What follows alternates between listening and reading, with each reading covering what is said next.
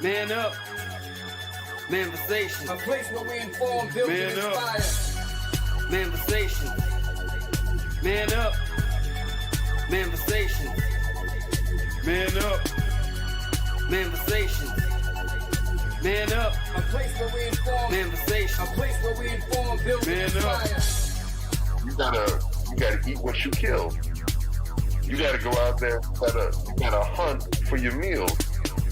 We all have that ability to connect with people, to be that motivational person in somebody's life. You gotta let people know there's certain lines you don't cross and that there's gonna be consequences if you do. Man up. If you are an adult and you are in a relationship, that person's emotions are not your responsibility. Man up. Manversation. Man up. Manversation. Man up. Manversation. A place where we inform, build, and inspire. The devil, during slavery, destroyed the masculinity or manhood of the so-called Negro. No man. No man. Right now you got to be trained all over again to be a man. When someone is obligated to do something, it is binding upon them to do it. And failure to do it causes reaction. Man up. Position make you rich. I don't have that type of richness. My richness is life forever. If that people knew that glorious path, if that people knew that glorious path, if that people knew that glorious path, then they would be more inclined to respect themselves. I'm not saying I'm going to rule the world or I'm going to change the world, but I guarantee that I will spark the brain that will change the world. And that's our job, is to spark somebody else watching us. A place where we inform, build, and inspire. Manversation. Man up. Manversation. Man up. Manversation. Man up. A place where we inform. Manversation. A place where we inform, build, and inspire. You want to tell me about yourself? Go get your friends. I'll tell you who you are based on who your friends are. Don't just live and die. That's an ugly existence. Make your life matter, make your life count.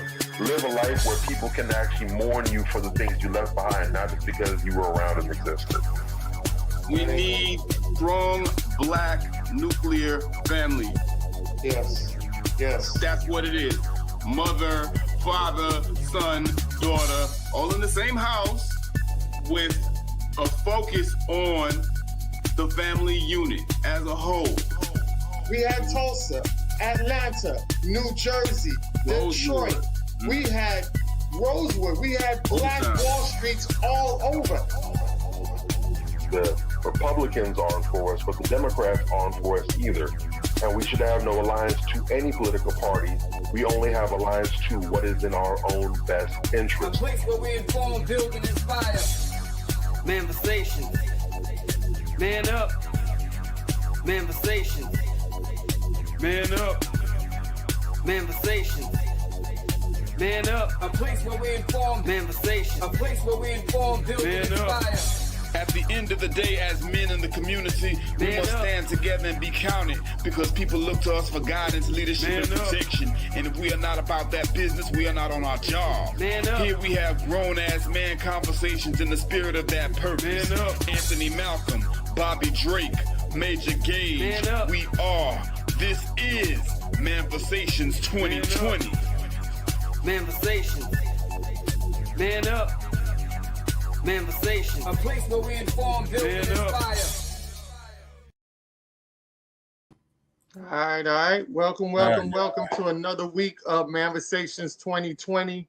I am Anthony Malcolm here with Major Gage and Bobby Drake, coming together with another great show. It's coming along to the end of the year for us. We had a wonderful season this year with Manversations, man. So many great gems, so many great episodes, man. You guys could go back and listen to Good Game for days, for years. The amount of stuff that you have here on Manversations. We love everybody that showed us mad love over the years. Continuing to show us love, recommending us to multiple people in the community, friends, family members, everybody like that.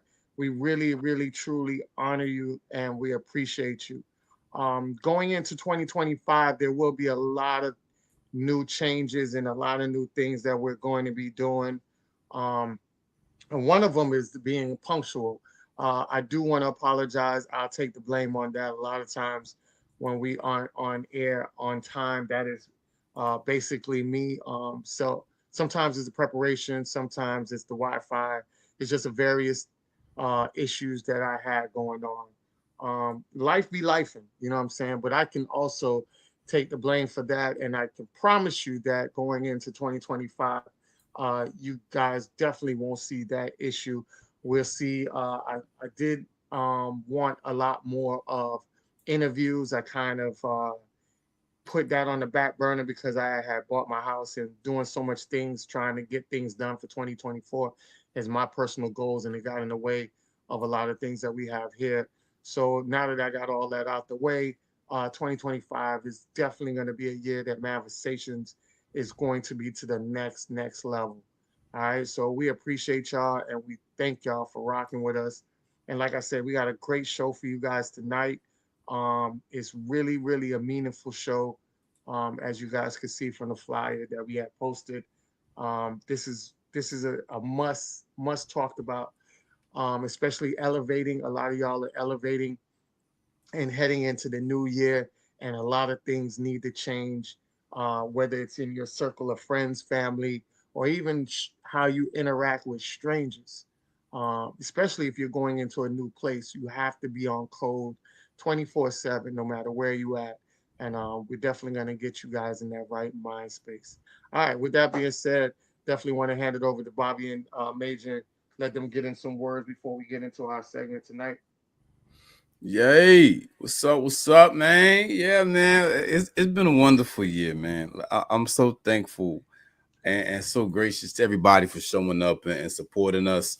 We're going to be growing the subscriber base some more. Like Ant said, we're going to be expanding, going into some new things, doing more interviews. Like he said, we're going to be more punctual. We're going to really try to commit to a time frame as well going into the new year. Yes. And I'm going to be doing some street team. Hopefully the guys will join me out there. You know what I'm saying? I'm going to be doing some street team for sure. Just going out and like talking to the people and really touching grass on some of the topics. So that'll be dope. That'll be dope. Yeah, I think we should all do that. You guys are always welcome, but I'm going to be just doing random pop-ups. You know what I'm saying? Yeah. So you might not be with me all the time, but we're going to be doing that shit because I think that a lot of time people who out here that, so-called themselves having an understanding of what people are thinking, they don't talk to real fucking people. You understand what I'm saying? And that's why Kamala Harris just got her ass whooped and nobody even knew why or that it was going to happen when we've been telling you that shit for a year. You know what I'm saying? Like, because we listen to the people that listen to the people that talk to the streets. Jason Black talked to the streets. You know what I'm saying? Tariq Nasheed talk to the streets. Sabby Sabs talk to the streets. Like the people we listen to and the type of information that we're consuming is just more accurate. You know what I'm saying? So like, I want us to be part of that number, where we out there just talking to the everyday people. So that's another gem, we're going to put out there. It's just going to get bigger and better, y'all. So that's what's up. Let's get it. Definitely. Hey. A lot of stuff cooking. And we care about this. This isn't something that we're just doing because we're bored. We have no plans. Our social calendar is empty at 8:00 on Sundays. No, we actually care about this. We actually care about the information that's being passed out. Yes. And we are genuinely committed to doing our part to try and make things better than the way they found it. Is what we're doing revolutionary? Probably not. Are lives going to be saved? Maybe, maybe not. Still going to be kitty cats in the trees. Still going to be buildings that are on fire. But there's a lot. There's too much work that needs to be done. And there's not nearly enough people out there rolling up the sleeves to getting their hands dirty. So This may be a lot for some. This might not be anything to a lot of people, but it's something that can be done, and it's more than what the next man is doing. You have people out there complaining, bumping their gums. Why doesn't this happen? Why doesn't anyone say anything about this, that, and the third? Well, here we go. And it might not be much. It might be too much, but this is us doing our small part. And if everybody would commit doing just one thing consistently to try and make a difference, we'd all feel it. So this is our contribution. This is our drop in the bucket. And of course, the three of us, Major, myself, Ant, we do other things in the background that we don't necessarily shout out. We don't necessarily, try to see credit for. We just see the need, meet the need. But this is the one thing that we do that's out there in the streets for everybody to see and spot our work on. So we're committing to every year taking this thing higher and higher to the next level. So as we already heard, we already have ideas. We already got things we're working on. And the further we go, the further we want to go. So if you thought 2024 was something, hold on. Because 2025 is the next level, the next phase. Keep up with us, or better yet, surpass us, and we'll catch you at the next checkpoint. Facts. Definitely. One thing that I did want to we did want to start off with something that was breaking news. So we just want to hop into that real quick. That was just alerted to us about. And that's what we, your boy. We could take things that just occurred and jump right on the spot and talk about it. Yeah. All right. So with that being said, this just breaking news, right? So breaking news, Jay-Z accused in civil lawsuit of raping a 13-year-old girl in 2000, along with Sean Puffy Combs. Diddy accused in civil lawsuit of raping a girl. Jay-Z reportedly with a lengthy statement calling the allegations idiotic, and the accuser is anonymous. Jay-Z, the star rapper and the entrepreneur whose real name is Sean Carter, was accused in the lawsuit Sunday of raping a 13-year-old girl in 2000, allegedly along Sean Diddy Combs. The anonymous accuser, identified only as Jane Doe, said that the assault happened after she was driven to an MTV Music Video Awards after party. The federal lawsuit was originally filed in October in the Southern District of New York, listing Sean Combs as a defendant. It was refiled Sunday to include Carter. Texas-based attorney Tony Busby, who filed the suit, did not comment. Carter issued a lengthy statement on Sunday evening calling the allegations idiotic and alleging that Busby was engaged in unprofessional behavior. These allegations are so hideous in nature that I implore you to file a criminal complaint, not a civil one. Whomever would commit such a crime against a minor should be locked away. Would you not agree? Carter said in a statement to NBC News. These alleged victims would deserve real justice if they were the case. Busby had filed several lawsuits in the recent months. All have withheld in the complainants' names, accusing Combs of assault and rape. This is the first suit in which he has named another high-profile defendant. In the statement, legal representation of Combs called the suit shameless publicity stunts designed to extract payments from celebrities who fear for having their lives spread about them, just as lives have been spread about Mr. Combs. As his legal team has said before, Mr. Combs has full confidence in the facts and the integrity of the judicial process. In the court, the truth will prevail that Mr. Combs never sexually assaulted or trafficked anyone, man, human, adult, minor. Federal prosecution in New York criminal charge Sean Combs in September with racketeer, sex trafficking, and other offenses. He is behind bars in Brooklyn's Metropolitan Detention Center after he was denied bail for the third time last month. His trial is scheduled for May 5th. Prosecutors said in the court hearing last month that they are in the process of potentially bringing more charges against Combs in subsequent indictment. Before Sunday's lawsuit was refiled, Carter received a letter from plaintiff's counsel requesting a mediation to resolve this matter. Busby wrote in a suit. NBC News has seen the letter. In the response to the letter, Busby wrote the suit. Carter filed his own lawsuit against the accuser's attorney. Okay. Right. So, with that being said, I just want to add in this little caveat. Jay-Z, if anybody knows the story about Jay-Z, Jay-Z, R. Kelly, Russell Simmons, who else? I mean, you kind of could put Puffy in it, but was Cassie 17 or 18 at the time? Because it was they keep saying it, but I think it was like a thin line. I'm not sure. Family, help me out. 17, which 18. time? Which time? Because there's a lot of Cassie's resurfaced and surfaced, and Cassie was there for 10 years. Yeah. I mean, he first started dealing with her, from my understanding, when she was 19. Okay, that's what the initial the lawsuit. If we're gonna go by the recent lawsuit that was filed, she was supposedly 19 in that lawsuit. Okay, and, so even with let's exclude Jay-Z. Puffy out of it. When you go down to R. Kelly, remember R. Kelly went to the parents of Aaliyah at the age of 15 to get that marriage consent. So he was on record messing with somebody at a young age, right? When you go to Russell Simmons, Kimora Lee, right? She was underage. I think she was 16 when Russell was messing with her, right? Groomed her empire to build her up. He even got, the allegations got to him. He hauled ass and went to I think it's an island where it has immunity from being where Thailand from, right?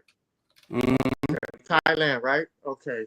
So he hauled ass before they got him. The same thing with Woody Allen. Woody Allen did the same thing as well. What's the other one? We had R. Kelly, Jay-Z. Okay, so Jay-Z, remember Jay-Z and Beyonce. Beyonce was rumored about 16.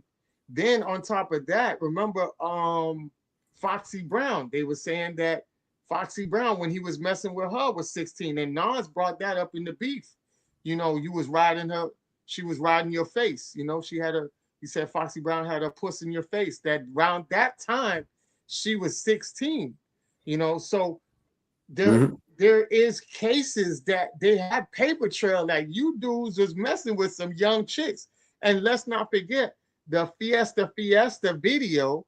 I think it was a girl that came out talking about how she was underage at the Fiesta video shoot, which was Jay-Z and R. Kelly. You know what I'm saying? So you know, there's so many lines of receipts and paper trails around them that you can't just come out and say, oh yeah, you know, if that's the case, then why shouldn't I be locked up? If they go to digging and filing, you know, I feel like it's a front. You're trying to do that to try to do as far as damage control. But when you look at your track record, it don't look too, it ain't too solid. It's a little shaky from your wife to, you know, other girls around you. And then, you know, when they start digging, and remember, I don't know if you guys remember that whole thing about the woman that was accusing Jay-Z during the time that he was messing with Beyonce, and she was coming out with a lot of receipts and a lot of information, and all of a sudden she disappeared. She got killed. Yeah, she got killed. I remember that. And they were saying that Jay-Z, he was supposedly he was messing with her or whatever. Huh? Supposedly he was messing with her, got her pregnant and other stuff. Yeah, right? that's what they say. You got her pregnant. So allegedly there was a lot of things that was behind that as well. So, you know, like I say, you know, the receipts are out there, the pieces of the puzzles are all scrambled out. If somebody takes the time to put the pieces together, the picture would look way different than what is being described by these guys. So With that being said, I land my plane and hand it over to you guys. Whew. I mean, it's crazy, man. Like, I like Hove's music. I don't really care for Jay-Z as a person at all. I think he's a little Sambo-ish, but I rock with Hove's music heavy. I think he's one of the best to ever do it. And he's a very significant part of hip-hop culture, just in terms of his skill level. So it's always painful for me to have to, have these conversations about people that I admire. But me, man, I call out everybody. You know what I'm saying? Like, nobody gets a pass. And, like, that's some bullshit if that's what went down. Correct. We don't know. You understand what I'm saying? But I do know that Jay-Z, like you said, if you listen to anybody in the industry, let it be Cam or Jadakiss and the Lox or, whatever. If you really pay attention to hip-hop, everybody, Dame, whatever, everybody has called this man out for being shady. Everybody. Kanye, I mean, you can take what Kanye says with a grain of salt now, but when he still had his mind, you understand what I'm saying? And I'm just, of the presence of mind that everybody ain't lying, bro. Like, I mean, everybody has been calling this man out for the better part of the last 30 years. You understand what I'm saying? Like, everybody ain't lying. And, just because, they say that you shady don't mean that you rape no kids. You understand what I'm saying? So, what is shady? You know what I'm saying? We start getting into that conversation. So, I hope, for his sake and for the sake of the game, because you know how they look at us as one big nigga. So if Jay-Z did it, then that means that's what them niggas do. You understand what I'm saying? So for, the sake of hip hop and for the image of black men, I hope that it's not true. I hope that he's vindicated, but I don't know. By the same token, we got a lot of people out here getting real comfortable with just hurling accusations around. And, I'm sorry, you call it what you want to call it. You say I'm victim blaming. I don't give a fuck. You know what I'm saying? I have a problem with people coming out 20 years later, talk about, oh, somebody touched my titty. Give me some money. I got a problem with that. You know what I'm saying? It just reeks, man. It looks like you're disingenuous. It looks like you're full of shit. You know what I'm saying? If it was really like that, well, why didn't we get a filing near or around 2000 when the shit allegedly happened? I believe that shit. You know what I'm saying? And even with people like Cassie who come out and, they say what they say and they file their lawsuits. And, very strategically, I feel a video was put out, that showed him beating her ass in the hotel or whatever the case may be. I'm not going to co-sign that. That was definitely wrong. But again, why didn't we hear anything about that when it happened? You know what I'm saying? Like, I have a problem with some of these people because what it looks like is, you was okay with the abuse. You was all right with the abuse. It was cool that you were being abused as long as you was getting paid to take the abuse. Then when the money dried up, oh, now you a victim. See, that's bullshit. And I'm going to call bullshit when I see bullshit. And that's just what it is. You know what I'm saying? You can feel how you want. Argue with your mama. You know what I'm saying? That's just what it is. So I hope that, these things are not true, but if they are true, something needs to be done, and I do believe that there also is a little pervy nigga problem that we have in black society in some circles, but in the hip hop community specifically. I used to be a rapper. I was signed to a label. You know what I'm saying? I've met major artists. I've dealt with major artists. I've opened for major artists. I see the environment. You know what I'm saying? And so it's not hard for me to believe that some shady shit was going on. You know what I'm saying? And if shady shit is going on, then yeah, it needs to be brought to the forefront. It needs to be cleansed, because that's our culture. you know, that's who we are. And I do feel like in a lot of regards, we let too much shit slide. And so, you know, it's a double-edged sword, you know, but my thing, you know, even along with the sentiment that, okay, don't tell me 20 years later that some shit happened to you because you look like you full of shit. Also, don't tell me 20 years later that some shit happened to you because the evidence ain't there no more. You understand what I'm saying? Like, if you tell me, hey, XYZ went down on Saturday, shit, I might be able to go and find evidence to get people who can corroborate your story so that I can really help you, if help is what you are seeking.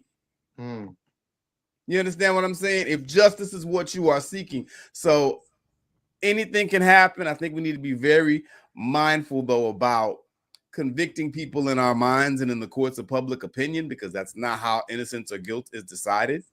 You understand what I'm saying?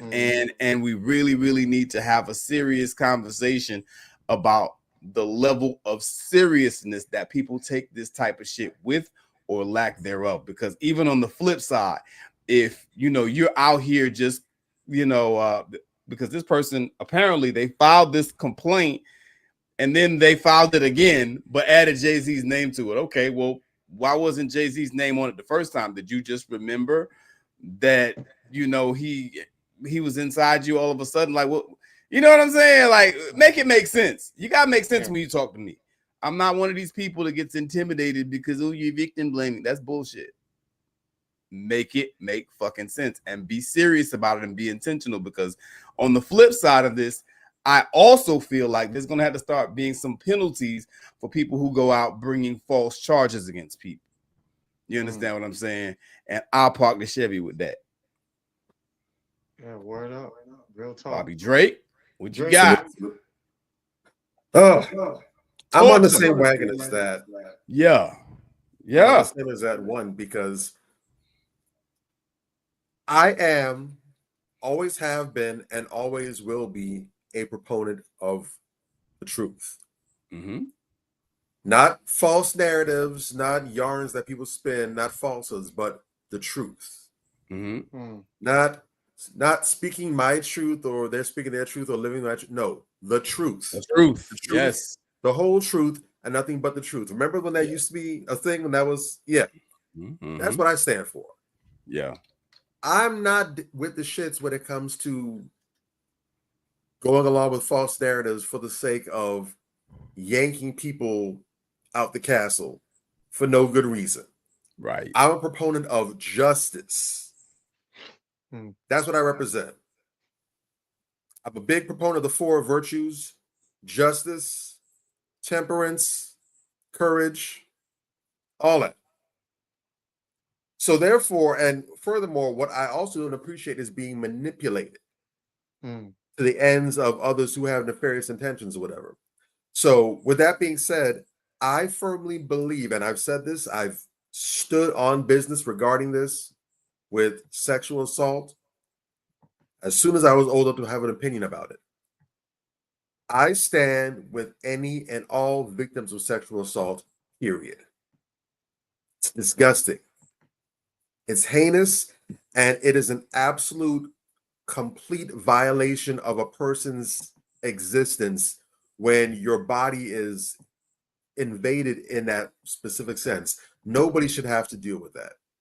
There's a different level of pain. That is a different level of trauma. Those are scars, and that's damage that will last and linger until the day you die. I know some people are able to manage that better than others. It takes a lot of work, a lot of therapy, a lot of support, and a lot of patience and care and consideration. And for all those people who have survived that, big time taking my hat off to them. And it is because I feel so strongly about that why I have such rage and venom for people who lie and use sexual assault as a weapon for their own come up in their game, whether it's for revenge, whether it's to go ahead and get a bag, whether it's to sabotage others. That's why I have an issue with it. Sexual assault, or rather the allegation of sexual assault, is supposed to be sacred. That's not something you're supposed to play with. That's not a joke. It's not a game. Right. And anybody who knows someone who has been a victim of sexual assault, or God forbid, who has been a victim of sexual assault, when you think about what you or that person has been through, the pain and the suffering that they to this day have had to undergo, it should crush you to see someone capping about that. Mm-hmm. They're trying to benefit off it, try to get a bag off of it, and they didn't have to go through that pain. For them, it's nothing to say, yeah, I was he or she sexually assaulted me, and it should bother you to see somebody lying out their teeth like that, knowing damn well that when the cameras are off and no one's around, they're gonna laugh and giggle themselves to sleep. That should bother you. Mm-hmm. It bothers me. So I don't appreciate when someone is lying in my face, trying to manipulate me and pull in my strings to get me to be their attack dog and to take somebody down just for them to get a come up. That should bother me. That should bother you. So while I hope that the allegations against Jay-Z are false, I hope it's not true. I hope he's not guilty of what's being accused of. But if he is, take him down. There it is. Slam him through the earth, straight to the very core of the globe. Finish him. Fatality. Absolutely. But if he is innocent, if this is just an attempt to get a money payday, then I hope that whoever's responsible for bringing these charges against them, I hope that everything they touch fails. I hope that the rest of their life is one of misery. And I hope that they get charged and sentenced to the maximum effect. Because this is so no matter what happens, someone needs to suffer for this. Someone needs to do time. Either if he's guilty, he needs to do time. If they're lying on him, they need to do time. But that's supposed to be automatic. When sexual assault is invoked, the ante's supposed to get up. You play this card, someone's going down. Don't know who it is, but somebody. This is going to be the end. It might not be the end of the road, but it's damn sure going to be a heavy detour on the path. That's my 2 cents about that. We'll see how this plays out. It's going to be 2025 already shaping up to be interesting. So it's going to be wild. We'll see what it is. Yeah. Man. Club Shay needs to hit up Cat Williams. I think we need a part 2. Man, Cat Williams opened the portal and shit just start flying, man. And whoa, shit! This Jerry Curl Perm leprechaun is responsible. He did this, man. Well, cracked the world open, boy.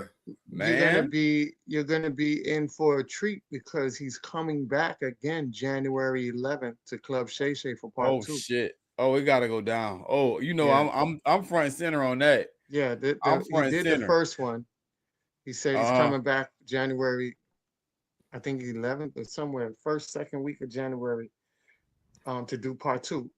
And probably have to change this man's name to Thanos Williams. This man out here snapping his fingers and causing. And if you think about it, he's doing it right before Martin Luther King's birthday. So, shit.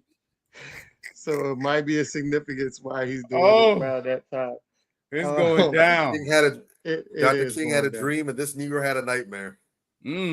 Definitely, man. All right, peace, Queen. Thanks for checking in with us.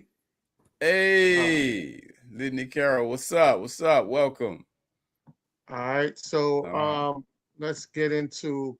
I have a video question that this video was sent to me by my peoples. Okay. And the video that I have basically is a video that is very interesting. So I want to know y'all take on what was going on. What do you think is the advice?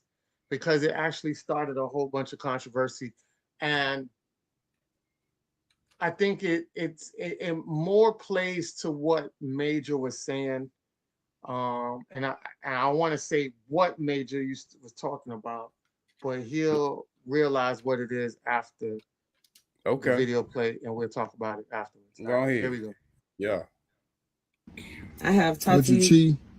No, I have talked to you about these numerous of times, and I feel like you're not listening to me. You're not understanding what I'm saying. You hear me, but you not taking the time out to really understand what I'm saying. You don't take me out. You don't spend no quality time with me. I feel like I'm just a body and you just there. Like we just there. And I feel like it's more to a relationship. It's not even I feel like. I know it's more to a relationship than just, I don't know what this is. Because I don't feel like we in a relationship. I feel like you my roommate. Because we not going out having dinner at 5-star restaurants and shit. No, because even when you come home, you don't acknowledge me.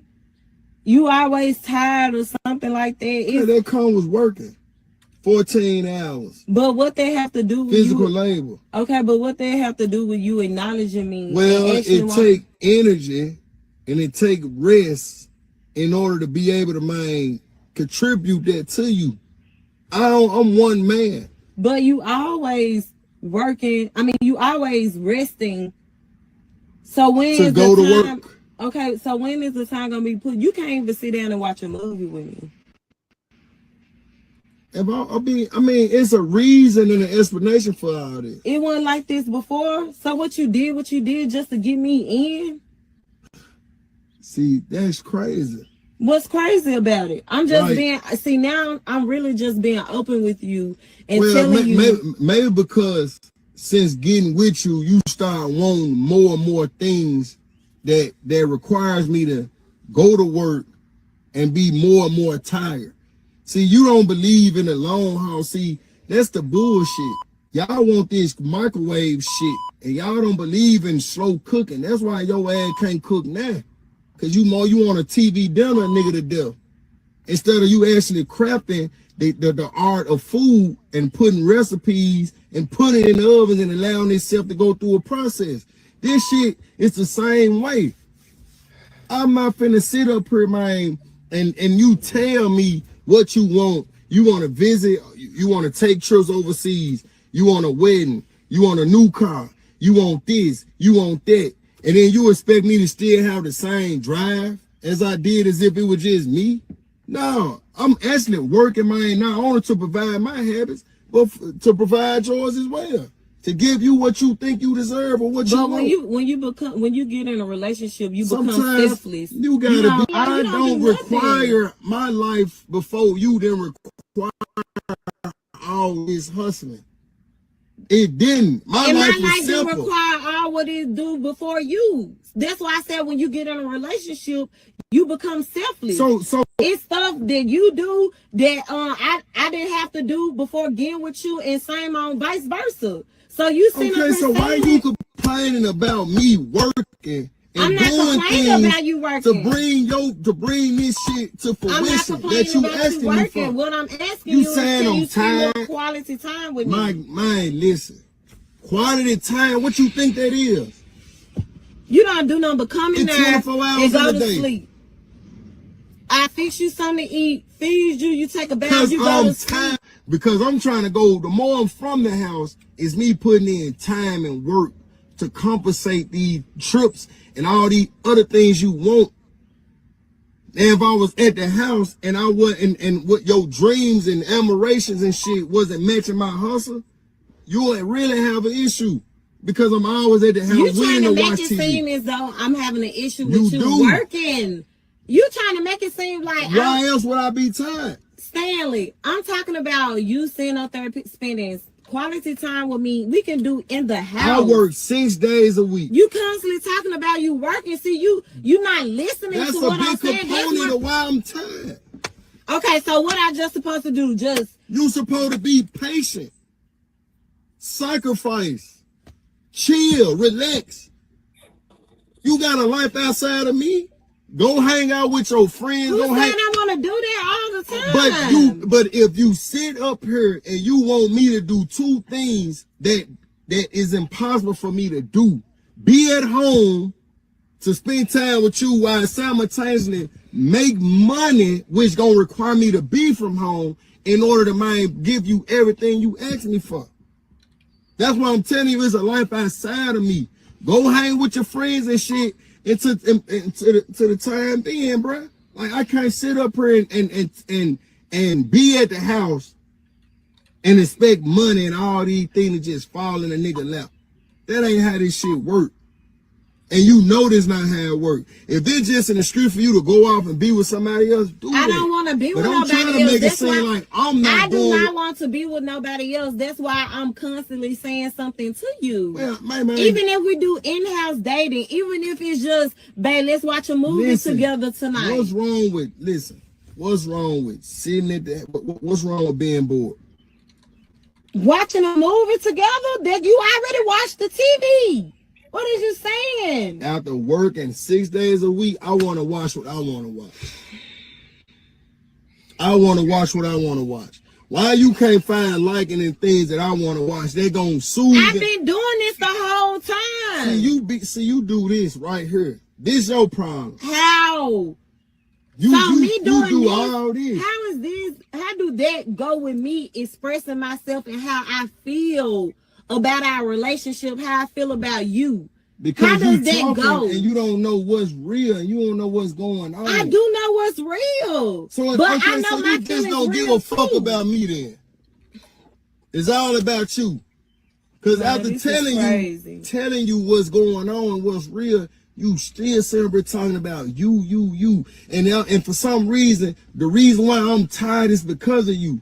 Because you want all this extravagant bullshit. Okay, well then X out all that then. I don't want none of that. I just want time with you. Then women say one thing, and then you do something totally different. You trying to put it solely on me. I don't want all of that then. Well, before you came in my life, it was simple. My life was very simplistic. I didn't care to do all that extra shit. My life was simple too. Everybody life be simple before they bring a person in their life. Before you coming around talking all this, man, going overseas, traveling and doing all this and you said you want to do it too. I'm not the only one. Because you speaking about doing it. Okay. I can go down to New Orleans and eat some gumbo. I'm good. Okay. If it's only it's only 24 hours in a day. This is crazy. I see now we do not have the same listen. vision or the same. We done grew apart. Just go find you somebody, man, that can please you. Cause I ain't here for it. You ain't finna run and me. And that's the thing. I'm not even trying to find nobody else. I want it from you. What I'm telling you to. All right. Wow. We need to talk to you about something. I don't know how you're gonna take this, but right. So wow, that's crazy. Right, so woo! That could be the whole show right there. Shit. God damn. Boy, that woo. Whoa. Let me tell you something. That right there, that's that shit. That's that bullshit right there. That video that you just played, that's that bullshit. You understand? Yeah. Yes. A. Stanford said in the chat, you took the words right out of my mouth. Did they have discussion before getting together? I see where you went with that, Ant, because what do I always talk about? Vetting. The vetting process. You have these two people having this conversation like they've never met each other. You understand what I'm saying? Like they don't know anything about each other. The first thing you do is you ask questions about that type of shit. You can ask my wife. When I met my wife, I interrogated her ass for a good 90 days straight. We was up till 4 a.m. every night. I was just asking question after question after question after question. I was grilling her ass. And I encouraged her to grill me too. You know why? Because I saw something in her that made me think, wow, I could be with this person. But I need to, as the great Ronald Reagan would say, I'm saying that in jest. But to quote Ronald Reagan, you have to trust but verify. You understand what I'm saying? Trust but verify. And so, I really, really make it a habit when I meet a young lady that's really on her shit, or I feel like she's on her shit. Oh, I'm gonna drill down because I think this might be it, but I need to make sure. These kind of questions, that was one of the first questions that I asked my wife. One of the first questions she asked me, okay, well, what are your expectations?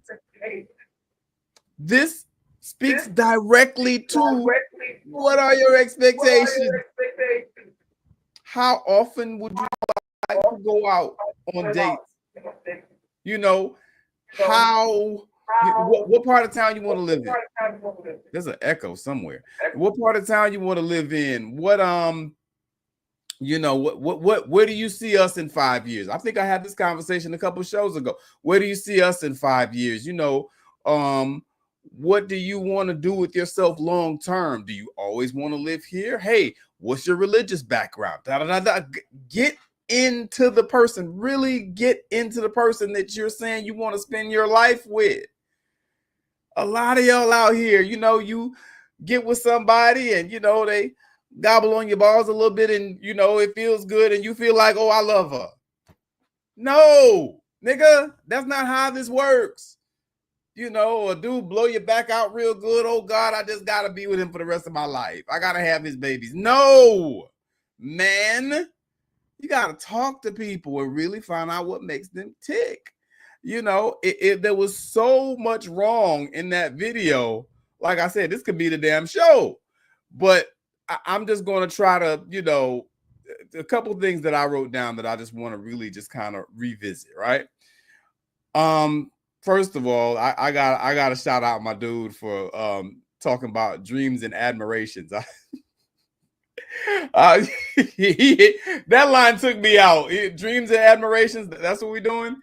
I will say this overall. The young lady has a point. You know, I tend to side with her much more in this particular discussion because what I notice is he's attacking her. She is articulating how she feels. He's being defensive and, you know, going at her head, but she's notifying him of something that she finds troubling and trying to come to resolution.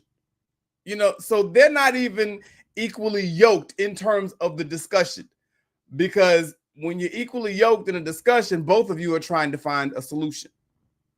I didn't get the point in there at any time that this man wanted a solution. He was just bitching and moaning and whining because he felt like he was being called out. And look, at the end of the day, I didn't get that from her. I got from her that she was feeling unfulfilled. And she's like, hey, you know, I want to be with you. I love you. And, you know, I want you to help me fix this issue with me feeling unfulfilled so we could be cool. That's what I got from the shit. But both of y'all got to be like that. And I tend to agree with him where he says that you need to find somebody else, not because they have any real irreconcilable differences, but because from where I sit, this nigga is just, he's insufferable. He don't want to try to cooperate or resolve nothing. His solution is to leave. And you can't really make any sensible progress with a person who thinks that way. You just can't do it. You know, every time she said something, she made a legitimate charge. Hey, you know you don't take me out on dates, whatever. Okay, well, nigga, yeah, you need to take your woman out on dates. That's what you need to do that. And just because you work don't mean that you don't still need to do that. You know what I'm saying? Like, she made a point. Well, hey, you know, it didn't used to be like that. And he's like, well, I didn't have all these bills to pay, I guess, basically. And me dealing with you, yeah, he told her go about her business. Me dealing with you is, you know, made me have to work harder. Nigga, that come with the territory. Hoe ass nigga, that comes with the territory. So let's get that out of the way. For all you little busters in the audience, if there are any, most of the fellas that listen to us is real solid. But for you little niggas that's in the audience that may be thinking another way, No, nigga, that comes with the territory. Yeah, you're gonna have to work a little harder for your family. That's why you go out and acquire a family. I don't know how else to put that. Now, I get it. It can be stressful. It can be a lot on you. But that's where the key word comes in for this shit. The key word, say it with me, balance, nigga. You understand? Yes, you need to know how to walk and chew gum at the same time. Yes, you need to take your girl out on dates and, take her to, she said, hell, I'll even watch a movie with you at the house. He ain't even want to do that. What kind of sorry ass nigga is this? No, there's nothing wrong with your girl wanting to go out of the country. Me and my wife just got back from Cayman Islands and Jamaica, whatever the case may be. We went somewhere else earlier this year. Yes, you're supposed to do that shit too. So as men, let's stop running from those responsibilities and embrace them. He's taking shots at her. Y'all want that microwave shit. That's why you can't cook now. No, nigga. No, I didn't find anything useful in anything that he said. He made some valid points. He's tired a lot. I get that. Make time for rest, but you also got to make time for family. It's not either or, it's both. And people got to understand that if they're going to have any type of serious quality relationship that's going to mean anything, that's going to last, I'll park the Chevy. All right. So let me jump into Uber. Before Bobby jumps in his Maybach. Go on, break it down. Let it be broke. All right. So I kind of gave the responsibility on both of them. Mm-hmm. So I'm gonna play a devil's advocate on both sides, right? All right. So I went onto the post. This was sent to me by my peoples. They were asking me, what do I feel about it? So I wrote back. I came to the comments to see exactly what I thought was going to be majority of the responses, which is women seeing the man as the villain in this situation. Mm-hmm. In reality, if we are placing accountability on the right person, they are both accountable for their issues they are having. I wish women stop always looking at the guy as the problem. Mm-hmm. With that being said, fellas, you have to do a better job during the vetting process, asking a lot of complex questions to get a better feel of the woman that you are interacting with. Yeah. I'm noticing that a lot of men are putting themselves in a bad place by not doing the proper vetting that needed to be done. We tell women to pick better, but we also have to pick better without being biased to how she looks. This is the difference between dating and dating with a purpose. He was dating and not dating with a purpose. The choices are totally different when the mindset is totally different. Okay. He is a simplified man, the basic man you find on the market. A hardworking man that just wants to come home and rest. Most men like this had a lot of financial mishaps in their past, and now they work hard so they can stack their money and never have to worry about the fear of not having money. Success for them is limited, low ceiling. Even their home is so basic. These are the men that women come into their lives and change up their entire living space by adding some life to it. Nothing is wrong with a man like this, but if you are an elevating woman that like for your man to elevate with you, then he's not your ideal man. Ladies, y'all have a habit of getting with men and trying to change him. That's always going to backfire on you, trust me. Everyone has a core base of character and structure. Believe that core and make your decisions on that. With that being said, this is an easy fix if they're willing to fix it. Solutions for the woman. If you have a hardworking man, there are simple things that you can show your man appreciation. Things like bringing him food to his job, He works 14 hours. Bring him some food, and it shows that you're showing love and gratification while saving him money from buying food outdoors. If he's always tired when he gets home, give him a facial body massage. Relieve some of that stress off of him. If he's always sleeping during a movie, cover him up. Snuggle him closer to you. It shows compassion, comfort, and protection. A man will go all out for a woman like that and change up his ways so he doesn't lose a woman like that. While they are arguing in the car, I felt like a lot of non-reciprocal energy from her based on what she stated.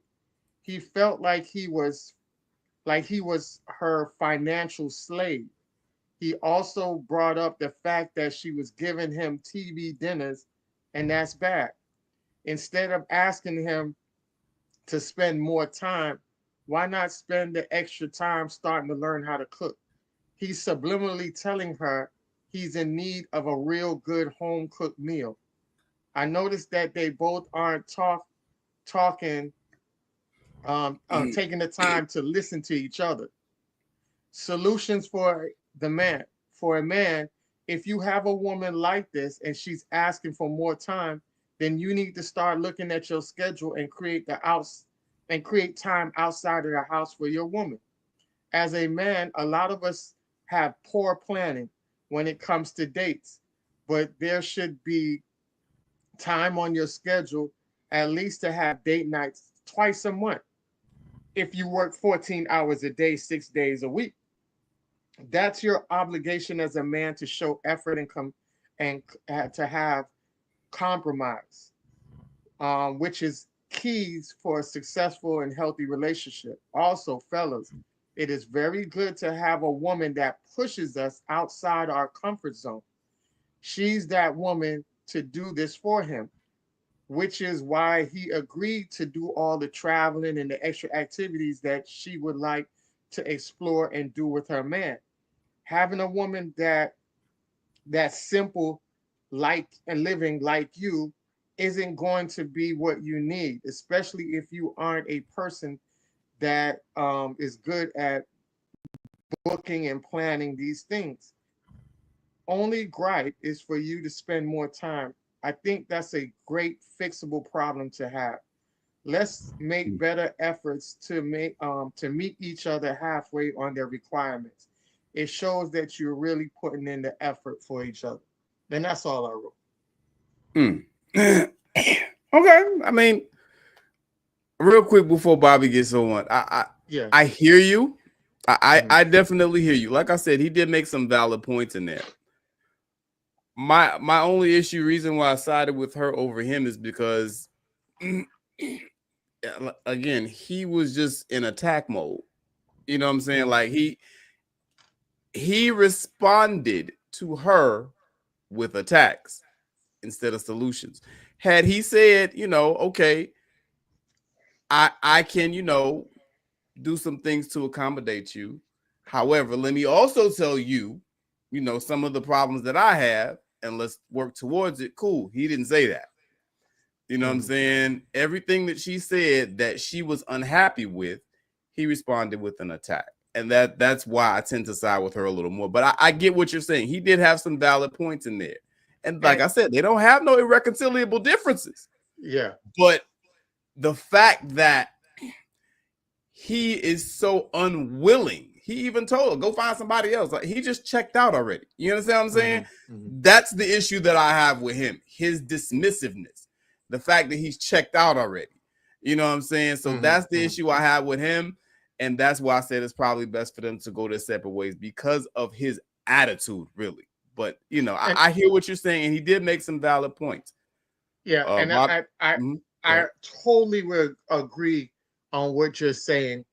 If it wasn't for the key things because I like to listen to when people talk, because when you listen to it, you'll hear certain things that they say that lets you know this isn't something that was just brought up right then and there.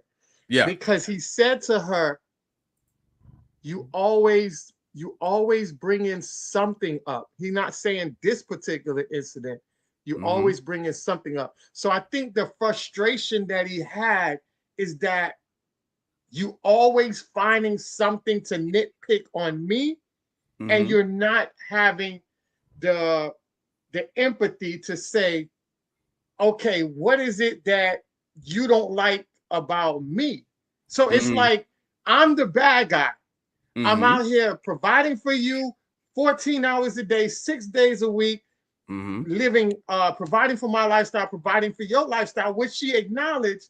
And it's like you're nitpicking and I tell people all the time, is even when it comes to animals, if you have like a cat and you back a cat up in the wall, I don't care how much that cat knows you, that cat is gonna jump and spring on you and attack you.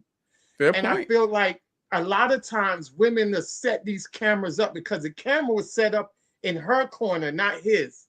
You know what I'm saying? And I think a lot of times, a lot of women are put men on blast just to try to make themselves in the victim mode, because women always will take an angle at the victim mode. So I look at different things, and like I said, you are on point with what you're saying. I'm not taking it away, because initially I was on that same thing, and then when I started looking and analyzing that little things, I'm like, oh, this motherfucker here is a little manipulator by the little things she was saying. And then she was co-signing on a lot of the stuff he was saying when he was telling her like what he do or provide or whatever that case may be. So I'm like, okay, you're asking this man just for every little thing. And it's like, both of y'all need to come to the table and figure out what needs to be fixed on his end and what needs to be fixed on your end. But as we can see over time, and we see multiple videos,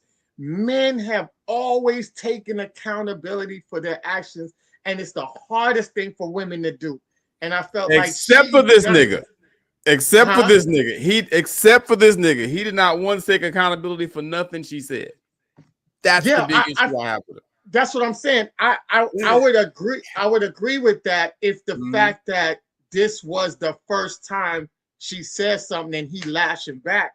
But the fact that they acknowledge that they've been having these discussions over and over lets me know that it's like, it seems kind of one-sided.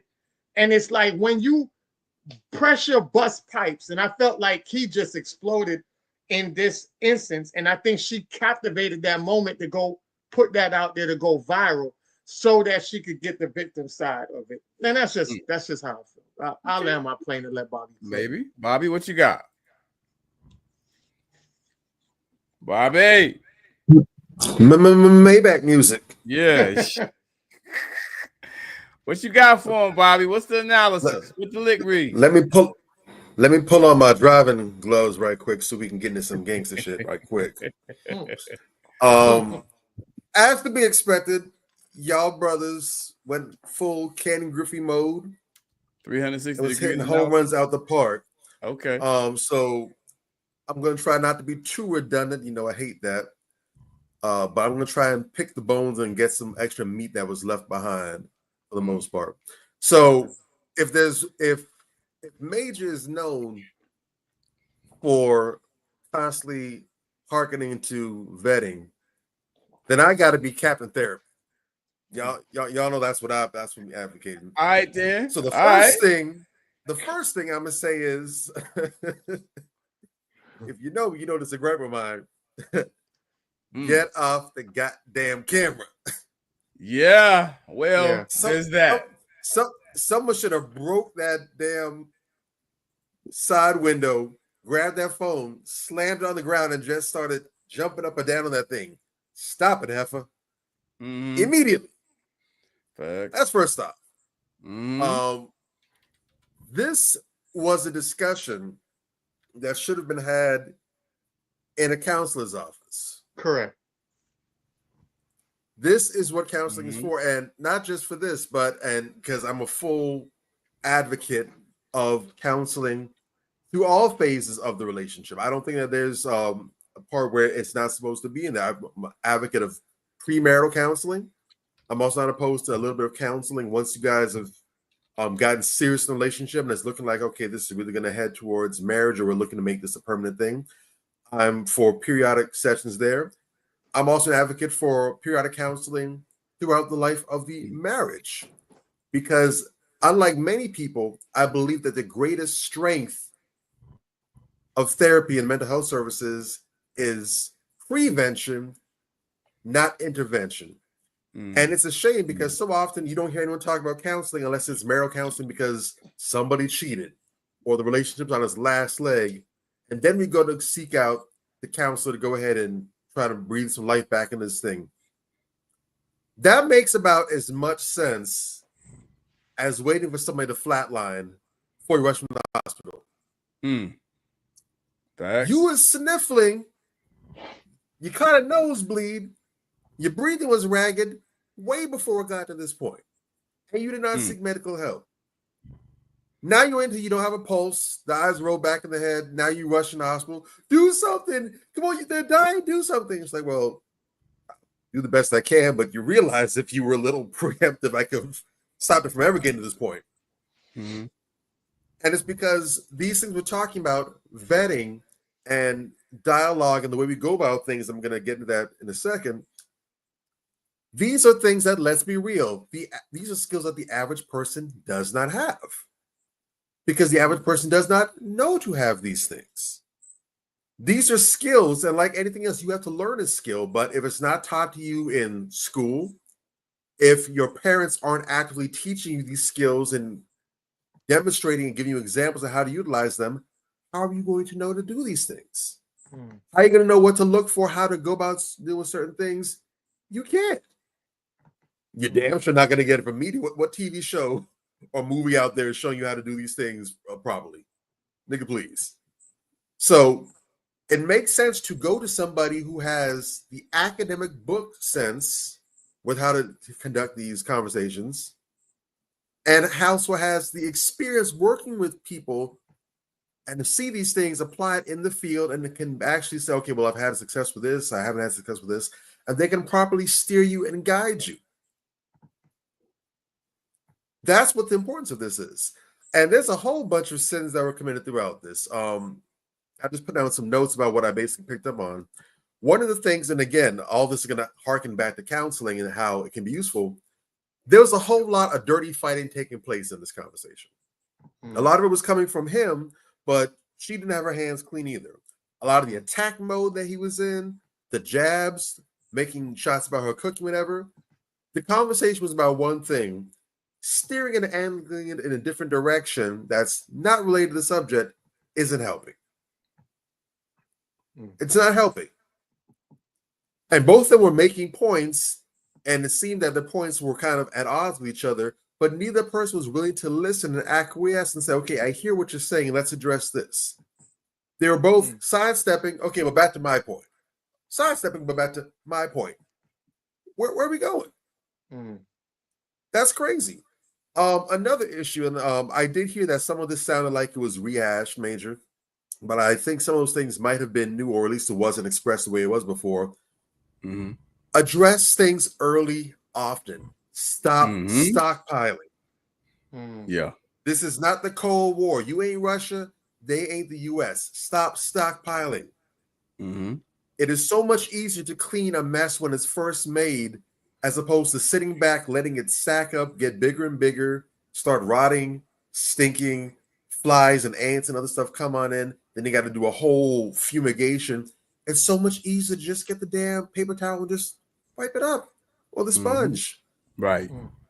When people are still in a good mood, when it's not that big of an irritation, but if you just sit back and just over and over and over and over and over again until finally you can't take it anymore. Will you stop doing it? You could just said stop the first time. Why'd you let it build up? That's on you. That's not fair to them. Now, they might ignore you and they might continue doing it, but if you never actually bring to their attention, hey, do you know that you do this? I know you don't mean anything by it, but this really bothers me. Is there another way that we can go about this? Or what is it that you're trying to get at? Oh, so much can be solved easier. So that's important. Listening to what the other person says, ignoring the needs of the other. He is stressing that he's tired, that he works a lot. You think he said he works 6 days a week, 14-hour days, 80 plus hours? It's a lot. Yeah. Really only got 1 day to himself And I mean, even then, that's a big deal. 14-hour days. That basically means that 14 hours of the day he's working. If he sleeps 8 hours a day, that means there's only 2 hours left in his regular weekdays. Well, that's a whole other conversation. Some motherfuckers, they just work too much. That's not helpful. So that's 2 hours of fucking. That's 2 hours of eating. You got to cram all that shit in 2 hours. God, that's damn. Crazy.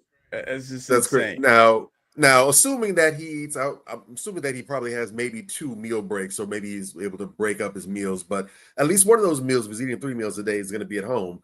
But that's not much. You barely got time to take a shit, wash your ass. I mean, it's not much to work with. I don't know what she does, and I suspect that might be part of what the frustration is there. I don't know what she does for a living. She does anything. She might be stay at home. But it sounds either way that her schedule is considerably lighter than what he has. Mm-hmm. And so it basically sounds like to the observer that you basically don't do too much. She's doing a whole lot, and you're basically just being needy. I'm not going to falter for that, however, because again, you're in this relationship, and the reality is one of the hallmarks of adulthood is balance. And it wouldn't matter if he was in a relationship or not, if he had children or not, or if he was single or not. You need to have balance in your life if you're going to be healthy. It is not healthy to work too much. There needs to be time to properly rest and recover. There's a lot of people who all they do is work nonstop, and it wears them down. It beats them down. Their health is poor. They get sick easily. They don't enjoy much. Their mental health is in the toilet. They have low self-esteem. They're neglecting their family, friends, and loved ones. You know, they're out of shape. They're probably overweight or obese. They're not taking the best care of themselves. It's important to recharge your battery, because when you bounce back consistently, when you get proper rest, you're able to go back to whatever it is you're working on and attack it with that much effort. It is a lot better to take frequent breaks and to be able to work at an 80 to 95% capacity than it is to work nonstop, but you're at a 40% level. I don't know if anyone remembers back when they were in college, when they were in school, when it's time for midterms or finals, and you just studying and cramming. If all you're doing is studying nonstop, there gets to be a point where even if you're focused, you can be on your 3rd or your 4th Red Bull. At some point, your brain starts checking out. Yeah. You're looking in the book, but the words start slurring together. You're not retaining any information. You're not at your peak. You have to be strategic with the way you work yourself. Otherwise, you're going to work yourself to the grave.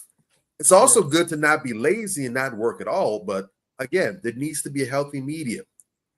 Correct. As an adult, it is your job to figure it out. Balance your work life, your personal life. Make time for your family. Make time for yourself. That's important too, because if you're just pouring into the family and pouring into work and there's nothing left for yourself, now again, you're going to be shorting everybody else. You need to make sure that you're living a whole, complete life so all parts of your life benefit. All right? Yeah. Another issue. Make sure that when you're in a relationship, 2 different people coming together, there's going to be a lot of similarities because you're together. There's obviously enough things in place where you see value in coming together, but you're also going to have your different styles, your different takes, your different opinions, even different values. It is important that you compromise. You have to compromise, but the key is you must compromise on wants, but you should not be compromising on values and principles. That's why it's important during your vetting process to find out, does this person share the same value system as me? Not just religiously or spiritually, because typically we talk about being equally yoked from a spiritual perspective, but it's about more than that. You have the same views on what we talked about earlier, sexual assault. What do you feel about sexual assault? Is that something that's important to you? How do you feel about that? Do you believe that it exists? There's concepts of marital rape now where, and this is always a thing, but legally that's entered in the context where, you can force, or legally at least, it can be found that you forced your partner to have sex or to interact with you sexually against their will. Just because you're married doesn't mean that it's okay. Now, there are some people who are of the opinion that if I'm married to you, then I'm sexually responsible for you. You're sexually responsible for me. It is not possible for me to rape you. You know, if you say you want it, I'll maybe say, hey, can we do this later on, or whatever. Or if you insist, I'll go for it. But there are some people that believe I don't tell my man no. Yeah. I don't tell my woman no. Mm-hmm. And that's great. Nothing wrong with that. There are some people who, if they say no once, they don't expect to revisit it again, male and female. And if you do that, it's a violation. Are we on the same page about that? Yeah. As the law. And that's just one example. The laws, exactly. And that's right. That's some states. all the Some more reason states why you it's need to be on the legal. same page. Yeah, some states it's legal for you to have sexual rape, to sexually rape your spouse. Right. In some states, some places legally. Yeah, some places they states- don't see it that way because they Yeah, believe they they're don't see married. it that way. Correct. So you got to know the state. Fuck them. That's Right. outrageous. But not even That- just the state, it's about the person, because if that's a law that's on the books in your state, but for you two, you don't hold that against each other, you don't believe in that, you don't believe it's possible for your husband to rape you, you don't believe it's possible for your wife to rape you, then it doesn't matter what the law says. Y'all good. But and even if the law says that this is the problem, if it's a problem for them, y'all still get up in divorce court regardless. So you need to be on the same page about that. And there's other important conversations that you need to have. Mm-hmm. Make sure that your values and principles align so Yeah. you don't have issues where you're going at it about that. Compromise on wants, not values and principles. Well, and last thing I want to say about that is also mm-hmm. you have to make sure that you do not have a critical spirit. In a relationship, a critical spirit is cancer. It is stage 3, stage 4 pancreatic cancer. Mm-hmm. That will kill your relationship. As sure as arsenic will kill mice. You need to make sure that you are taking a honey approach, not a vinegar approach. How's the saying go? You catch more flies with honey than with vinegar. Mm-hmm. When he's expressing how hard he works, 14-hour days, 6 days a week, not once that I can recall, and if I missed it, please point it out. But I don't recall her one time saying, thank you for how hard you work, or acknowledging that he works that hard. Mm-hmm. I remember hearing it. Yeah. He's basically saying so many words, I'm here killing myself to give you things that you want that matter to you. I don't care about, he said, I don't care about going out the country. I'm good going to Louisiana and getting some gumbo. But he said, because this is you want, I'm killing myself to make this happen for you. Mm-hmm. And now once am I hearing a thank you? Baby, I appreciate that. You don't have to do that. It means a lot to me. I don't hear that. All I'm hearing is, you don't spend enough time with me. You don't spend enough time with me. It's like, you're doing this so you can have the life that you dream of. Mm-hmm. See, at the same time, mm-hmm. I'll get to jump on really quickly. At the same time, he's also expressing, I miss you. I want to be with you. I don't want to go anywhere else. I want to spend time with you. I want my husband. I don't want to just be, what they call them, some trust fund baby who just, every week there's a deposit me and they kind of get to spend how I want. I don't want that. I don't want a sugar daddy. I want my husband, my husband. Yeah. And he's not saying, I appreciate that you care enough, that you want to spend time with me, that you still have that fire for me. There's a lack of appreciation in both places, but there's criticism coming from both. Mm-hmm. And what is that getting them? Not a damn thing. Facts. Just to put the capstone on this, exactly. And that's the reason why he's talking about he's done, because he's like, you know what? I'm stressed. I work 14-hour days, 6 days a week. I don't need any more frustration. I'm good. I'm done. My peace matters more than my aggravation. You're not going to raise my blood pressure through the roof. I get it. Yeah. This, again, is why you need to have these dialogues. Even if it's not the dialogue, just picking up tools. That's what you do when you go to therapy. You go to get tools. You go to get tools. Same way how you got a project at home. I want to build this. I want to fix this. You need to get tools. You go to someone who has tools to get tools. And then you learn how to fight fair, how to be on the same page, how to talk to each other, how to argue without causing problems and make sure there's resolution. Because with all this talking they did, wasn't no resolution. They're actually worse at the end than they were at the beginning. Mm-hmm. People, please, if you don't listen to anything else I say, Counseling is not evil. It is healthy. It is good for you. Go get some tools to improve your life. You go to a primary care physician. You go to a dentist. You go to an ophthalmologist. You go to a podiatrist. Go to a counselor who can help make sure that you are getting all the juice out the lime that is your life. And Maybachs are empty. Let me go refill. Y'all got me. There it is. Very well said. Definitely. I got I want to add on to that with a video from one of our cool viral, I want to say a viral person. One of our viral always in the headline people. Oh God. So definitely I want you guys to hear this out and what's your take? Yeah. That's because you processing your femininity. Talk to us. Men, and they don't realize that they do this, but they groom a woman to how they want to be. Yes. And then 2 years, 3 years go by, and it's like the woman is just trying to get you to just do everything you need to do. She's literally clearing your plate. You've got to focus on this. I got X, Y, Z. Only for you to just throw that shit away. That's a trigger, especially for somebody that is very emotionally, physically, spiritually invested into you, and you just throw that shit away. That shit sucks. There's no insurance she can buy that will reset her back with her armor on. She got to build that armor back up. Do you know how hard that is when she dealing with her own family problems? She dealing with her own baby daddy problems. She dealing with her own traumas from childhood. She working 2 and 3 jobs. She trying to keep the bills paid. And on top of that, we got to keep in mind that black women exist within a context, unlike Asian women, unlike Caucasians, unlike Arabs, East Indians, Latinos, and Jews, where she don't really have a strong female support network. Black women are more likely to not be surrounded by a genuine sisterhood whose shoulders they can cry on. So when our sisters go through relationship trauma, setback, and disappointment, they often go through that by themselves. Right. Woo! Hold up. Wait. Okay. All right. Let me just set this up right here. I really love Umar. I really do. But Umar need to stop trying to talk about dating and relationships. He just he don't know what the fuck he talking about when it comes to dating and relationships. I said it. If you got a problem with me, then so be it. You know what I'm saying? It just is what it is.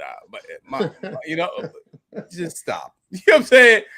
Because the problem that I have with Umar, and I'm sure he doesn't mean it, I believe that Umar has a genuine spirit in this regard. Like a lot of brothers that I know have a genuine spirit in this regard. When they're talking about women, they always talk about women as victims. Bobby talks about this. There's a whole term and a whole philosophy for that, where people always see women as victims. Bobby can probably tell you the exact term. I forget what it is, but it's some real shit. And it's like, and I empathize with the sister. I empathize with people who generally go through this where, you know, they feel like they gave their all to this relationship. It didn't work out. And it's like, damn, they're just sad. They're in a state of depression because of it. My heart goes out to you. But my nigga, there are no guarantees in relationships for anybody. And women love to run around talking about, oh, we equal. Okay. If you are equal, then you need to act like equals, because a motherfucker love to talk about their equal, then ask for preferential treatment. What are we doing here? You know what I'm saying? Yes, I empathize with anybody who suffers from heartache or whatever the case may be. You understand what I'm saying? But there are no guarantees, period. This is why vetting is so important. I've been screaming this shit at the top of my lungs for a year and change now. You motherfuckers still going out picking sorry ass niggas and having babies with them. And then you want to come crying to me and other men about how, oh, niggas ain't shit. Oh, y'all niggas this, y'all niggas that. No. You are choosing poorly. And sometimes the guys ain't shit. And again, you know, my heart goes out to you, but you have to be mature enough. We had a whole show on emotional maturity. We should put the link in the comments on this show, so people can go back to that show and examine that term and that philosophy and what it means. You need to be, somebody please mute me. I'm echoing again. You need to be emotionally mature enough to understand that, yeah, I was in a relationship. I had my heart broken. I gave it my all. It didn't work out. It hurt. It hurt me a lot. It sent me into a state of depression. Like Bobby just said, counseling is not evil. Sit your ass down in somebody's chair. You understand? Get some help. Go it for those of you that, you know, really have a serious church, a meaningful church, a church that really is about what they say they're about. Go sit down and talk to some people at your church, you know, and, you know, get that hurt out of you before you go and try to date again. Because what you're going to do is you're going to bring all that emotional baggage into the next involvement. And it's just going to compound it and make it worse.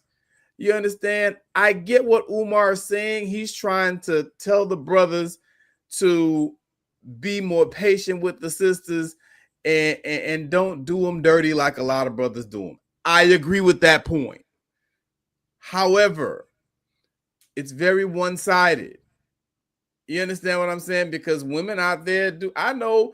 I personally know people, men who have killed themselves over a woman aborting their child, over a woman leaving them. I know them personally. You understand what I'm saying? And it's messed up. It sucks. Yes, it hurts. But you're not addressing the real problem, Umar. The real problem is that these sisters need to choose better, one, and two, if and when something goes south and the relationship don't work out, you need to be emotionally mature enough to recover from it and not bring that shit into the next involvement. Not bring that shit into your life to cause you turmoil. You understand what I'm saying? You need to heal from it. You need to take the time, do the work, and heal from it. That's what he should have told the sister. Sister, take your time, do the work, heal from it. It's going to be okay. It feels real bad in the moment because she looked like she just broke up with somebody and she was actively going through a heartbreak. Okay, sister, look, it's going to be all right. You know, it's not over. Life is not over because you had a heartbreak. You understand what I'm saying? And once you're able to navigate through that and accept that as a part of life, because that's what it is, you understand what I'm saying? You're okay. Don't look at yourself as special. Oh, I'm a snowflake. I'm a victim. No, it happened to me. It happens to every damn body. And nobody likes it. Men don't like it either. You understand? And when we talk about our heartbreak, nobody tells us no shit like that. Like, nigga, man up. Get the fuck out my face. That's what they tell us. You understand? Neither answer is correct. It's somewhere in the middle. You know, and that's the problem that I have with Umar. You know, I think it might be just a little bit of pandering. You understand what I'm saying? But I think it's, you know, a lot. He really has a soft spot for women, and a lot of us do. And I agree with that too. Like, brothers, you know, we really need to treat our women better.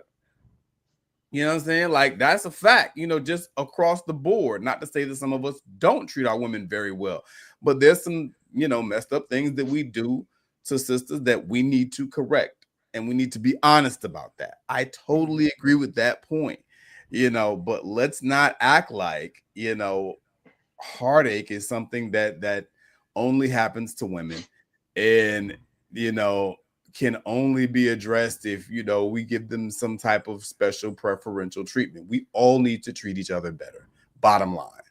And, you know, at the end of the day, he did make a very valid point, though, in there, inadvertently or not, I don't know. But when he started talking about how when Black women go through issues, they're usually going through this stuff by themselves because they don't have an adequate support system or adequate sisterhood that really supports them. Man, he spoke the truth with that shit. Now, that is real. And my wife has talked about that, and just about every other black woman that I know has talked about that. You know, black women who I know that are related to me, who are, you know, my god sisters, my, you know, aunties, my mother then had other black women run around talking shit about her, shitting on her. You understand what I'm saying? And she's done nothing to provoke them. You understand? So yeah, that is a problem, you know, and I urge sisters, you know, stop being so vindictive and always feeling like you're in competition with other sisters, and really, you know, be genuine with other sisters out there. You know, part of the reason why we have this slut hoe thought culture out here and it's become so prominent is because like-minded, evolved, intelligent women don't really band together and fight back against this bullshit. You cannot tell me that, you know, Lotto and Meg Thee Stallion and Cardi B and Ruby Rose and whatever thought is the talk of the week this week represents the average black woman and how the average black woman moves. These women represent whore culture. You understand what I'm saying? And that shouldn't be embraced by anyone. But, you know, unfortunately, there's no unity among a lot of sisters. You know what I'm saying? So like you got the ones that just don't want to be involved, and you know, because they know that it's going to get messy and they're not argumentative and they don't want to get involved.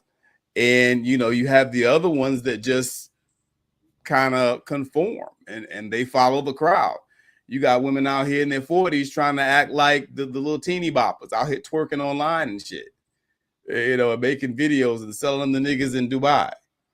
I mean, dude, that doesn't happen if you have a strong sisterhood and y'all are looking out for the way that black women are portrayed and the way that, you know, black women move in general. I don't understand why any group of black women watches any reality show or listens to any one of these I'm a hoe rappers. I can't understand it. You understand what I'm saying? But it goes back to that point. You know, a lot of these sisters, they just don't, they look at each other as competition instead of as sisters. You know what I'm saying? That I hear a lot of that from just about every black woman that I know or have known personally and been close with. So that has to change. Yeah, I'll stop with that because I could go on this for a while. But yeah, those are the main points I wanted to make there. With Umar, you know, like I said, I had 2 great interviews with Umar. Looking to do some more interviews with Umar because I really think if we get an interview with Umar, man, our shit will go viral, and it will go viral. It'll go viral because we can verbally, intellectually joust with him. Agreed. But the problem with Umar is still Umar. So yeah, I don't think he has, because I watch him on different people's platform, and they don't really ask the questions, and they don't really. That's why we had such a great interview when I had the 2 interviews with them, because I asked those questions that that motherfucker was like, yo, shit, bro, you know how to ask some questions. Right. You know, no doubt.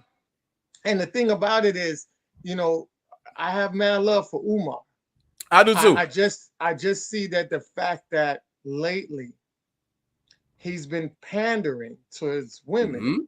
Facts. And I'm not saying that he don't love black women, but there is an extra panderness in there. And I know where that's coming from, because everybody knows financially black women are the workhorse for every entity in the world. Every financial institution is basically ran through, powered, marketed through black women. Okay. So there's a reason why people target black women, because you can get your finances up through a Black woman. And you remember, he has a school. Yeah. If you look into the people that donate, I guarantee you 85 to 90% of his donation is coming from Black women. Yeah, of course. So, I mean, and that's not to shame him. I get it. You know, Pliers is the same way. Pliers ain't making the music that, you know, is bumping in the streets like it used to be. He don't have that rain or shine like he used to. It's a whole different era of lyricism going on right now. And Pliers can't survive in that. So that's why you have Pliers really caters towards the women, because they're the ones that go on his page and keep his page relevant. And that's how he's getting paid, through the interaction off of his social media platforms. The Black women keep him relevant. And there's so many people that's gone that way. We've seen Yada. Yada was talking to Black women. And Black women was like, who the fuck is this little nigga to tell me that I shouldn't be wearing pads? I should be wearing rags between my legs because it's unhealthy for the pads and it's causing cancer. And he was really just saying it in a way that he had love for Black women, to say, yo, you know, these people that's out here making these pads, they got toxin, so much toxin in it, and your vagina is your gateway to your body. So while you have this pad on there, it's soaking up all the chemicals going into your body. That's what he was saying. But Black women didn't want to hear that shit. So he's like, all right, cool. He was getting his ass whooped on that level. So he took a step back, and now the way he moved towards the pandering, now he's getting so much love. He's getting a lot of his products moved. A lot of things, like I say, the financial workhorse of these guys comes from Black women, and that's just the real reality of it. Bro, you know what I'm saying? And I hear you. Listen, man, I'm sorry. I that really makes me have a problem if that's where we're going, because you're basically saying that these guys, some way or another, are taking advantage of Black women because they're gullible. And that's a problem. You understand what I'm saying? It is a problem. It's a huge problem, because at the same time, I get what you're saying, but you need to also be telling the sisters something that's actually going to help them. That's my issue. You know what I'm saying? And what you telling them, the truth is going to help you. Correct. Pandering ain't gonna do nothing but fuck up the situation more than it's already fucked up. Correct. You dig? And that is the problem that I have with some of these little niggas out here. You know what I'm saying? I can't with niggas like that. You know what I mean? But I hear you. I get it to a certain extent, but at a certain extent, you gotta draw the line, and you just gotta tell women the fucking truth. Because this is a vicious cycle. I'm 100% behind you. I totally agree. That's why our platform, if you notice that even on our individual spaces, on our individual social media accounts, you know, people gravitate towards us, but they publicly don't want to interact with us because we hold them accountable. We're not co-signing the bullshit rhetoric that they might hold on to. We're saying, nah, sister, I love you, but that ain't the way to go about it. And sometimes sisters don't know how to interpret that. And then it seems like you challenging them, or you bitter, or you this and that. And I see a lot of rhetoric and a lot of that narrative being pushed on other people's pages, subliminal shots towards us. But I don't mind subliminal shots, because at the end of the day, if it bothers you that much, then you know that it's the truth that we're speaking on, and you haven't come to your senses to handle it in the correct form that you need to do it. Right. And a lot of times it'd be like, damn, you know, it's always that moment, man. Yeah, you know, Aunt, you're right. Major, you know what? You're right. Bobby, yeah, you were right. It's always gonna come back in a circle where they come back and say, yeah, you were right. You know what I'm saying? I get them a few times a week. Yeah, we just don't want you to come to that part of it. We want you to you know, get the information off rip and be like, hey, stop you in your tracks and say, sis, that's not the way we want you to lead. We don't want you to go down that path. Because Yeah. we see the women that go down that path, and it's not nothing nice. So for the love of you, this is our protection for you. Mm-hmm. We don't have to be romantically involved for me to protect you or for us to protect you. Yeah. No, you're part of the sister. You're part of the sister brotherhood. You're part of the community. You're part of our race. You're part of our extended family. We're gonna look out for you.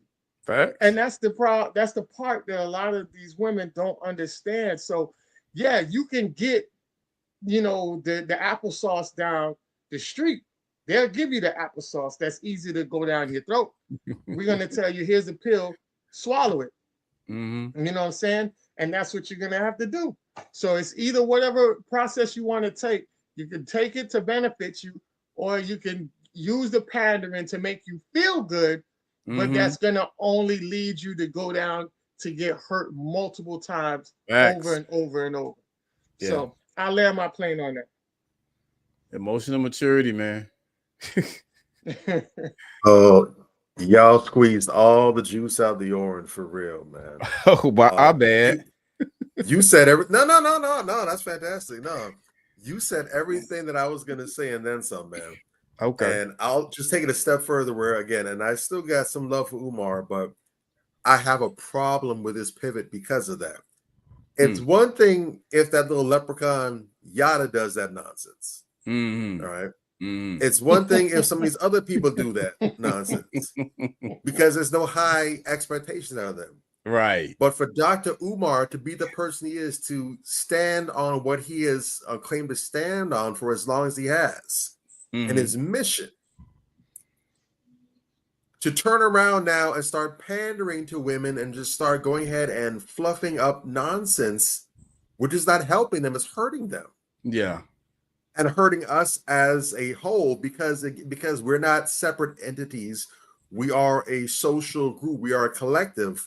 What happens with black men affects black women and vice versa. These women who are being gassed up and being encouraged on the false nonsense that you're giving them are now coming back to black men and putting this junk on our laps. And now we have to deal with this mess that you've made, and it's causing further issues among us as if we don't already have issues. In your position, you are severely undercutting yourself, brother. And I'm saying this to you in love. If it makes way, you are undercutting your own platform. And even if you're doing it for the right reasons, you're raising your money for your school in an attempt to help black boys. Even if the intentions are good, remember, the road to hell is paved with good intentions. Facts. The ends are important, but the means matter too. And if the way you're going to go about building a school or raising funds for a school that's to benefit black boys, and as a consequence, black society, is by misleading black women and giving them faulty information that's going to cause strife in black society, you're basically going in a circle, man. You're not getting to where you think you're going to get to. Yeah, we got a school for the kids, bravo. But now there's more anarchy and bedlam between the sexes. What are we doing here? You know better. And to whom much is given, much is required. So I'm sure it's great getting the extra likes, going viral, getting the money, and of course, more people invite you onto their platforms because they're trying to make a bag off you by going viral and all that stuff. That's great for you, but it's not benefiting the collective. Now, if you don't give a damn, you just trying to be a grifter, like Yada and all these other ones, and the way a lot of people accuse you of being, then by all means, continue. You're well on your way. It's like Ant and Major said. Unfortunately, this is proven to be a easy get rich quick scheme. So you're going to be successful. You're going to make out like a bandit. So it's going to work. But if you have integrity, and if you are serious about trying to help black society, kill the panda bear antics. Facts. That's all I got to say. Yeah, that's real. Look, if we came out talking that same bullshit that Yada and what's that other steroid head dude? Derek Jackson be talking. That other bullshit like what they be talking. Boy, we'll blow up tomorrow. We'll be front page news tomorrow. We would be recording all our episodes from our private studio in Fiji somewhere. You kidding me? If we was just coming out talking bullshit, yeah. You know what I'm saying? That shit moves. That shit sells. But even when I was a rapper, I was signed to a label. They tried to make me, go and talk about what everybody else was talking about, which would have been beneficial in terms of, getting the records out and whatever. But I just couldn't do that shit, man. It's not real.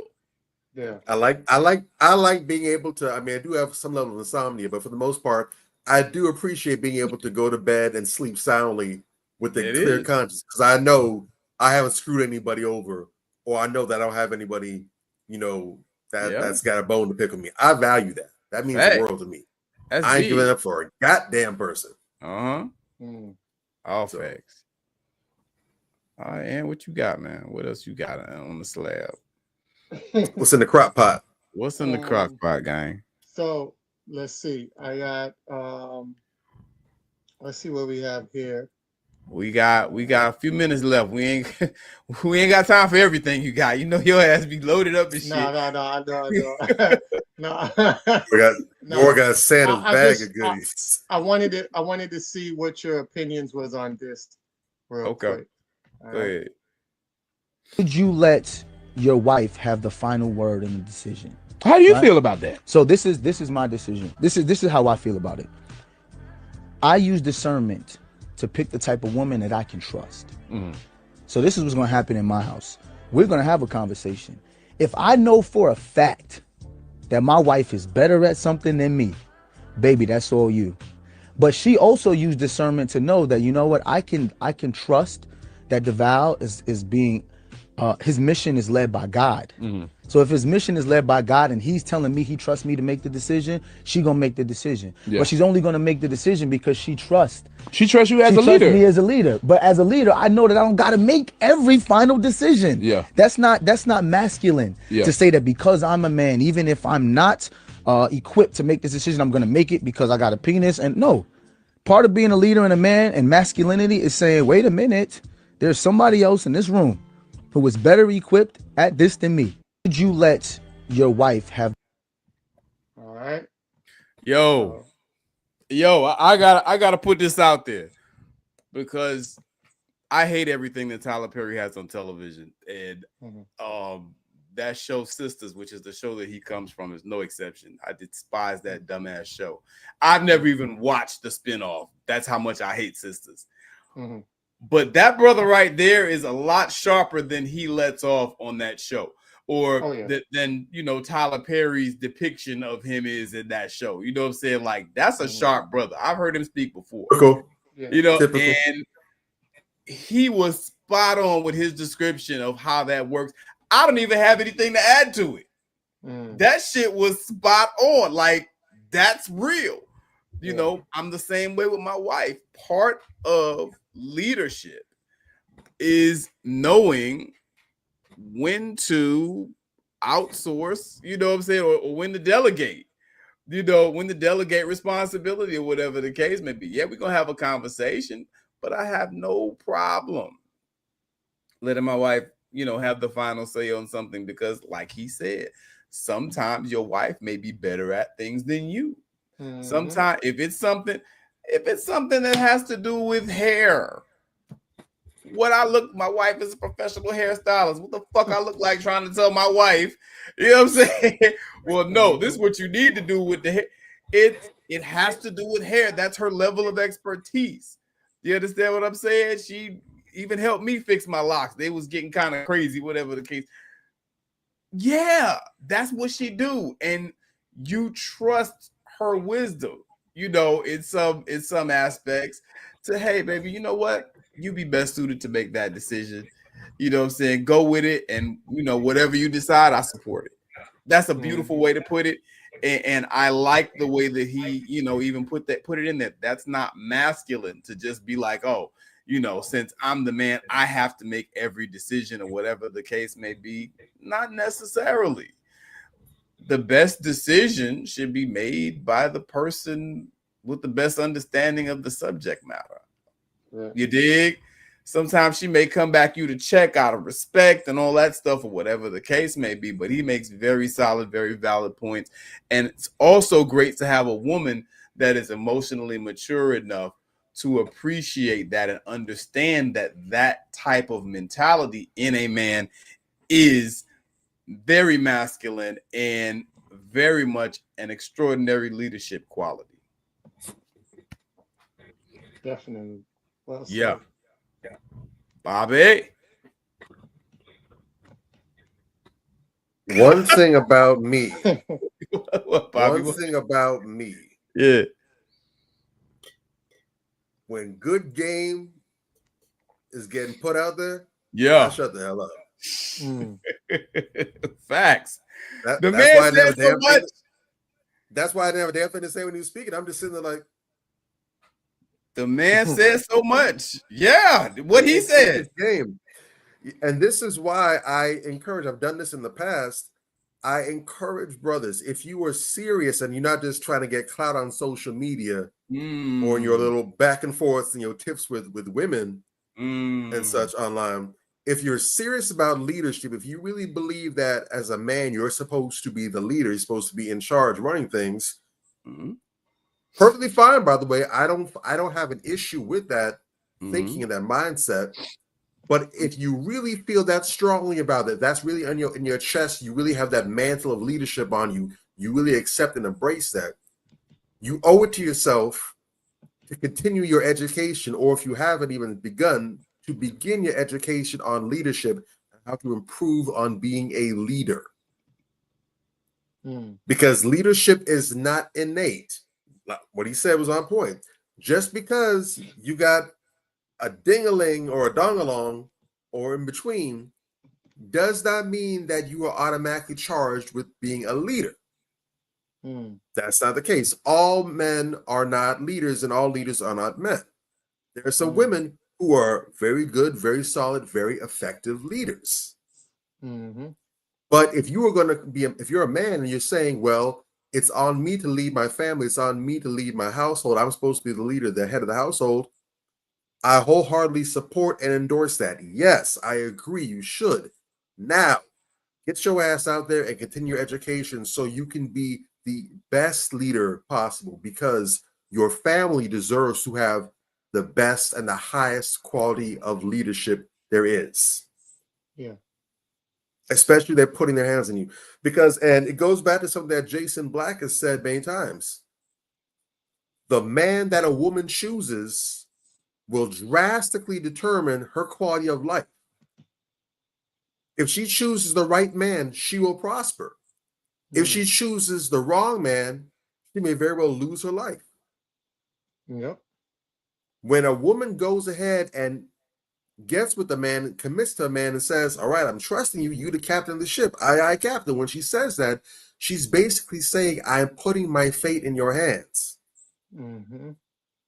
I typically see one or two reactions from dudes when it comes to this conversation about leadership, when the subject of being a leader and making the decisions goes out there. And unfortunately, as is usually the case with, damn it, everything, I don't know why. I feel like the lone voice cry in the wilderness, but niggas just like to be in extremes. Yeah. It's either I make all the decisions no matter what. Even if I'm wrong, I'm still right because I made the decision. So you're perfectly content with your woman going into poverty, your children going hungry, being homeless. If that's what it takes for you to be the leader, absolutely. I'm the man.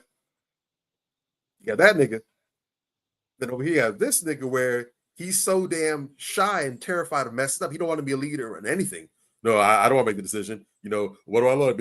We're partners. You know, my wife is, I'm not her leader. I'm not the head of the household. That's sexist. You know, she's my partner. You know, I don't make all the decisions for her. You know, well, what if I get it wrong? I don't want to do that.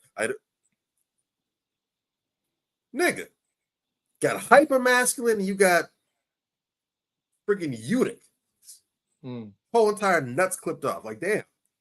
Again, why can't we be in the gray area? There's so much gray. It's crazy. Why can't we be in the gray area? It's fun. There's space. You got leg room.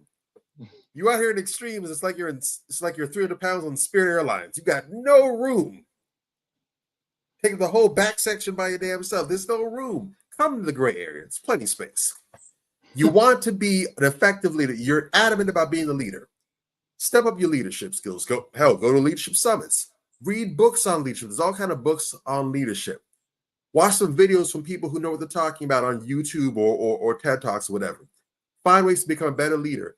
If you're afraid of leadership, if the idea of your family, basically their outcome riding on your decisions, if that intimidates you, same rules apply. Learn what leadership is. Learn how to lead. No one is the idea of natural born leadership is not real. When they talk about natural born leaders, they're talking about people who are charismatic, who people listen to. That doesn't necessarily make you a leader. That just means people like to hear you talk. Yeah. That just means people do what you say. Now, leaders have that effect, but that's not leadership. Leadership is being able to effectively steer yourself first and others in a desired direction to get a specific outcome. That's what leadership is. That's what good quality leadership is. That you're not born with. It's great if you have those skills, if you're a good, effective speaker, if people listen to you, if people want to follow what you say. That's great. That helps. But it doesn't matter if you can't lead niggas out of a wet paper bag. Every time you open your mouth to lead people, you're giving them bad information. They're worse off for listening to you. Yeah. You might not be a born leader, but anybody can learn to lead. Anybody can do it. You simply have to have the will, and you have to put yourself in position to get the game. Learn to lead. And what he's saying is very effective because, like any good leader will tell you, you cannot do it all yourself. In fact, if you are a good leader, you should make sure that you're able to operate effectively, making quality decisions, having the proper vision. It's imperative that you get on your team people with different skill sets outside of your own. A good, effective leader is able to delegate. He doesn't take on everything. There's not a single Fortune 500 or Fortune 100 CEO, or hell, Fortune 1000 CEO. There's not a single one who is involved in every single phase of the business. They don't have their nose in accounting. They don't have their nose in the legal department. They're not down there at the buildings and grounds level. No, they have people that they trust to oversee those areas. And all they say is, hey, when we have our meetings, just give me the headlines. Just let me know, how are we doing? Is it yay or nay? What's going right? What's going wrong? Based on your expertise, I'm going to make a decision and we're going to go from there. But he doesn't do every single thing himself. He'll burn himself out. Yeah. There's not enough of you. So you should have a good, solid mate in place who, when they come and they give their opinion and perspective, you know you're hearing something quality, not BS. You shouldn't, as a man, you shouldn't want to be with a stupid woman. She shouldn't, that doesn't mean that she should be smarter than you. I mean, if she's smarter than you, that's great. But you shouldn't be with a woman who's a dummy. Yeah. You should have 3 cents in her skull. Where when she opens her mouth, you don't have to look at her and be like, not that, sweetheart, the men are talking. No. Your woman should be intelligent enough and capable enough to have intelligent perspectives and viewpoints that you want to hear from because you know that she's going to add something to the recipe. And then you can afford to say things like, well, you know what, I'll let you get the veto power, babe, or I'll let you make the call on this one. And trust that. But that's part of being an effective leader. And if you learn the skills to become an effective leader, you will learn how to do that. You learn how to manage. You learn how to be effective so that your reign as the head of the household isn't a dictatorship. It's not a case of a tyrant government, but you're a benevolent leader who's loved and respected because the people under your care trust you, they believe in you, and they know that you're going to take them to the promised land. Well said. And I'm pulling my Maybach back into the dealership because my lease just expired. I went over my miles, so we gotta talk something out. All right, so I got one more video for y'all, real quick, because this is requested for me to play because they want to know the feedback that's going on. What is your feedback on something like this? With my wife the other night when another man walked up and said he noticed her from across the room, so he wanted to come over and tell her that she is beautiful. My wife thanked him and smiled. We got into an argument on the way home. I told her that she should not have accepted the compliment, but rather told the man that she is married.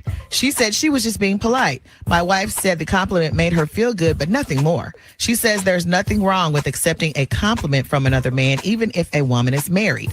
We are now giving each other the cold shoulder. Who's right, me or my wife? Should she have accepted that compliment? Lord have mercy.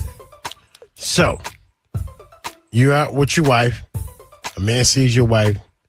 Hey, ma'am, just wanted to let you know you look really nice. You're a beautiful woman.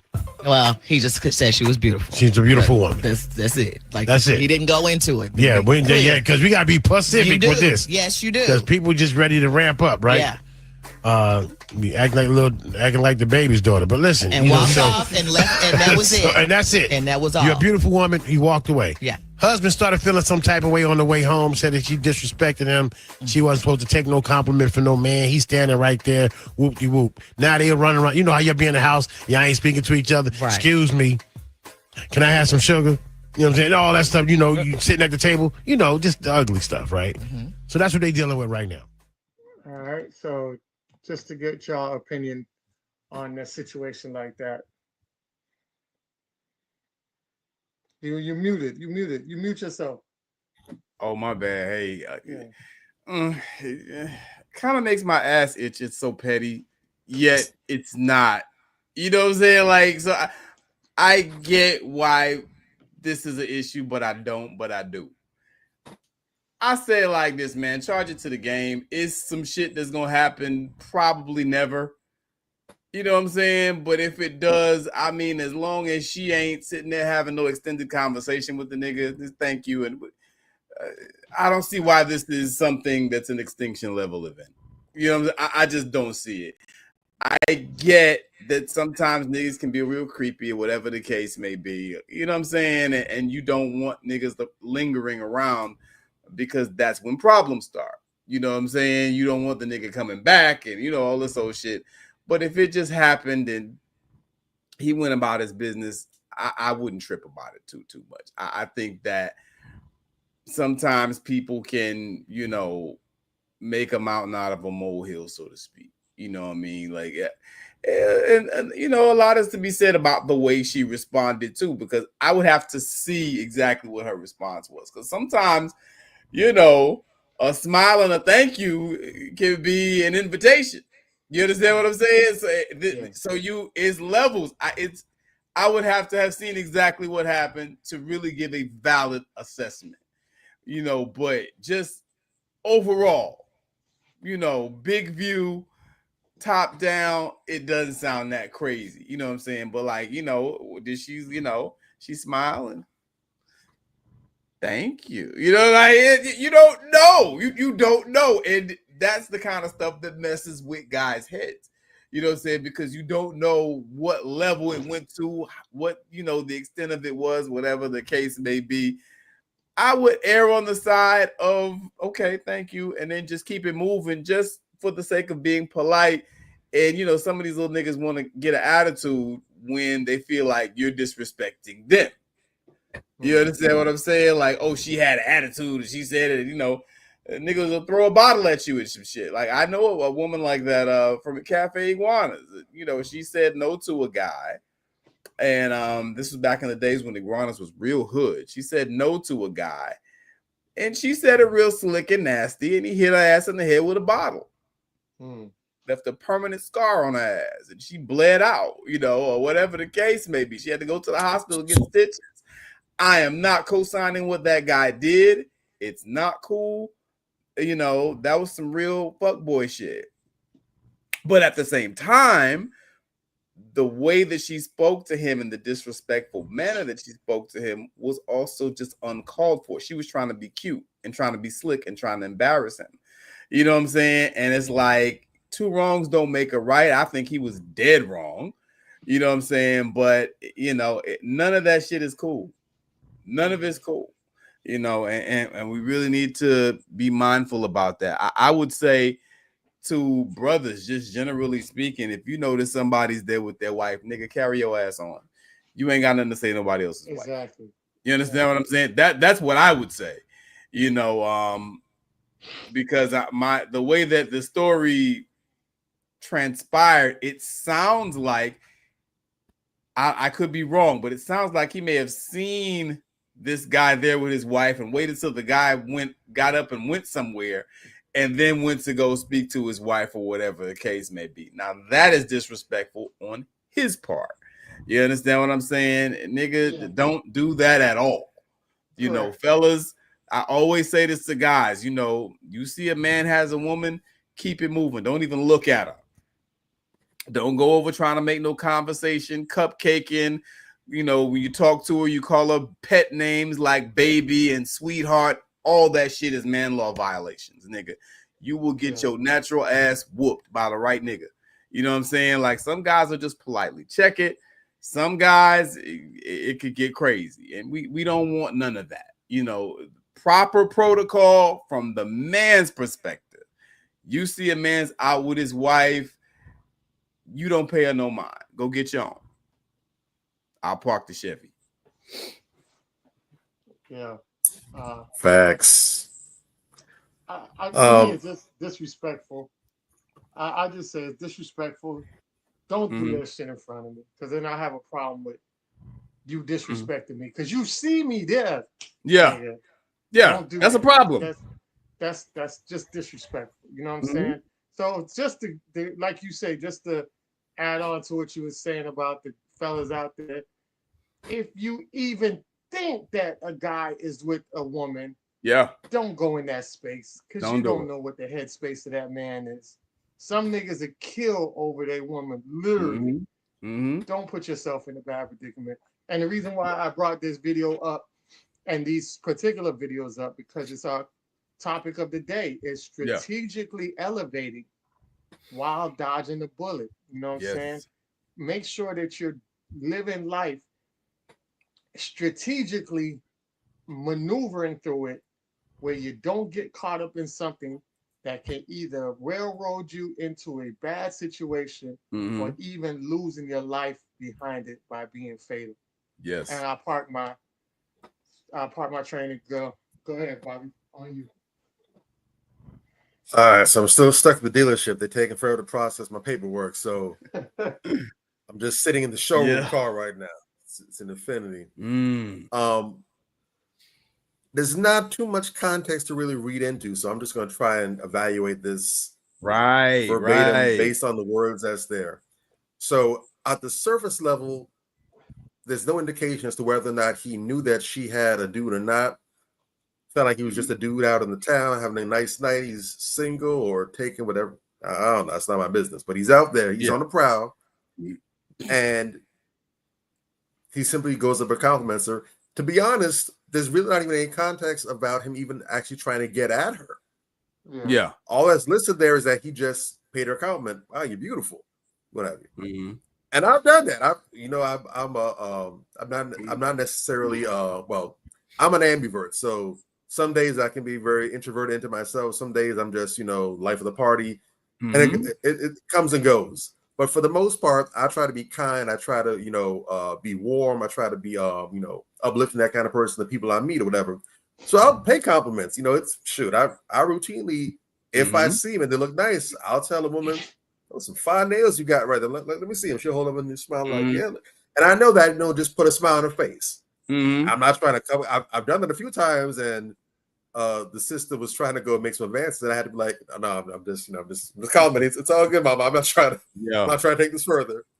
And there's times where I do it, and I am trying to segue into something, but whatever I say, I mean. I'm not going to compliment on something I don't like. If it's ugly, I'm not going to say it looks nice. So that's me. But in this case, it looks like he just paid her a compliment. Man, you look beautiful. You look good. She smiled, thank you. Now, it sounds like she just accepted the comment, said thank you for it. She's being gracious. And that sounds like that was the end of it. Yeah. Now, there's no indication of where he was, if he was standing right next to her, if he was elsewhere, just happened to see the exchange as he walked up or whatever. Yeah. No one can say. But if everything was otherwise on the level, then do it out of pocket. The only way he's going to avoid that, if he has a beautiful woman that he's with, that's going to be the price he has to pay. Hey, you think she's beautiful? Guess what? The dudes think she's beautiful too.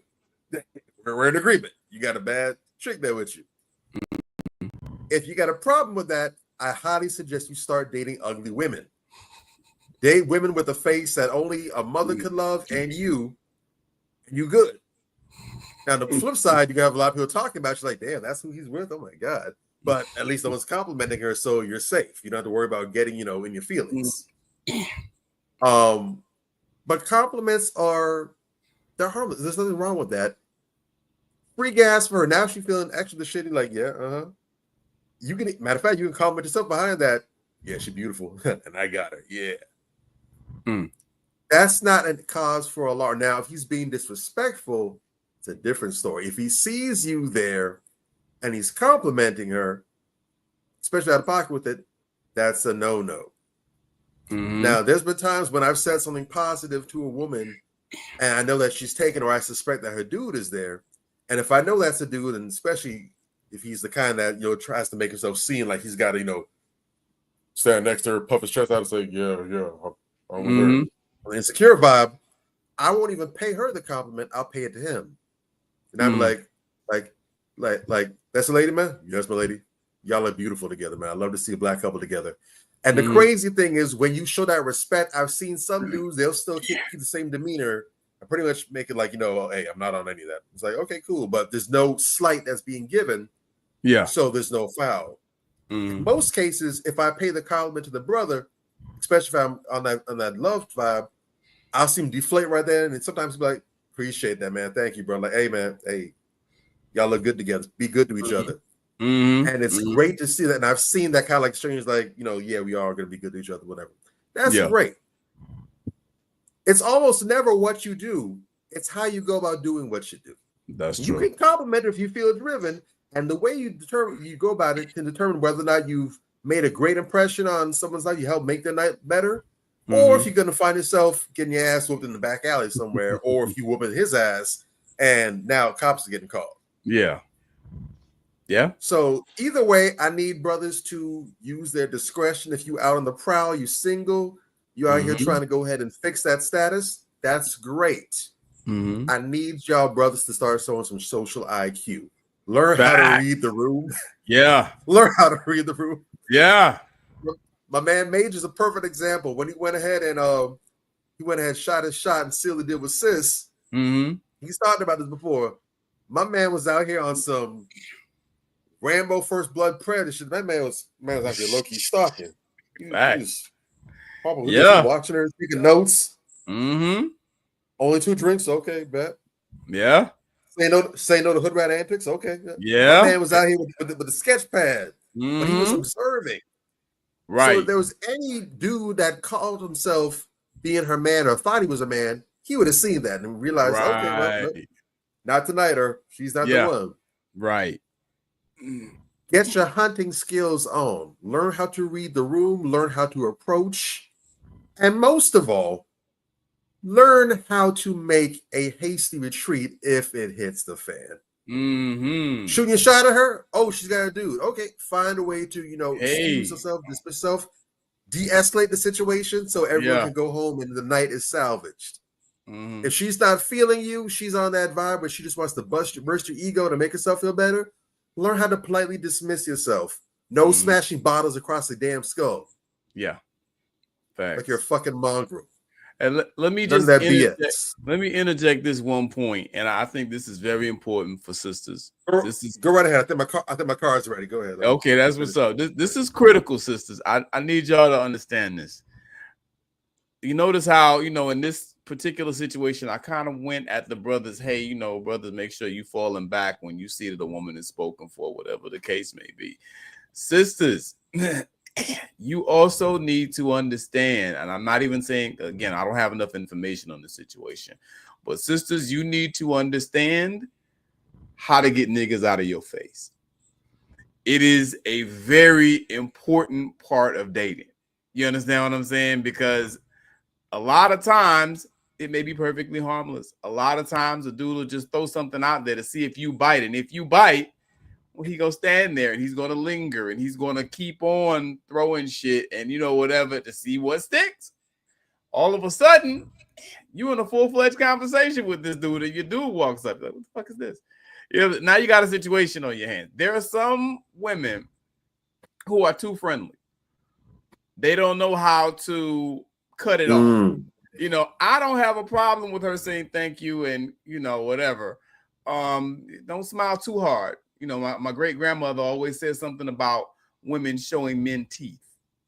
And I tend to be aligned with Fanny Campbell. You understand what I'm saying? That my great grandmother was so sharp. You know what I'm saying? She died when she was 100. She lived to be that age for a reason.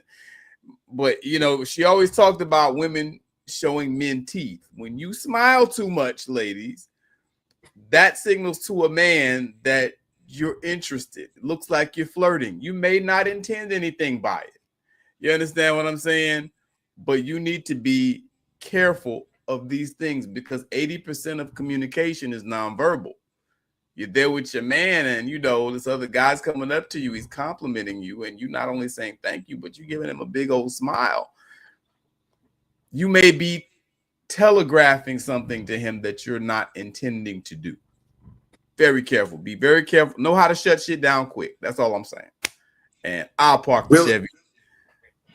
Really quickly, I'm gonna take this car for a test drive because they're playing. Yeah. Just to tack on to what you said. Yeah. You have to know yourself and you have to have again a level of social intelligence. Mm-hmm. You have to know thyself and act accordingly. Mm-hmm. You got to have safeguards in place for who you are. Perfect example. For the longest time, I've always been it is what it is. I don't feel no ways about it. I've always been a flirtatious type of person. Very flirtatious. Okay. Well. No problem with giving compliments. You know, I like making people laugh. I'll flirt a little bit sometimes, just being social, whatever. Don't really mean it. If I'm shooting my shot, I'm shooting my shot. Mm-hmm. I'm not very subtle with that. So if I'm just flirting, I'm just having fun. It is what it is. But there have been times where that's gotten me into trouble on the past. And sometimes I'm being a little flirtatious with somebody. Me too. And they're biting, and I'm cool with that. I'm not, you know, if I'm single, whatever, I'm flirting and they're biting a little bit. I'm like, you know what, this can go somewhere. I'm cool with that if it does. If not, I'm also cool likewise. Sometimes I've, you know, been in a relationship and I catch myself like, hey, calm down, relax, turn that down.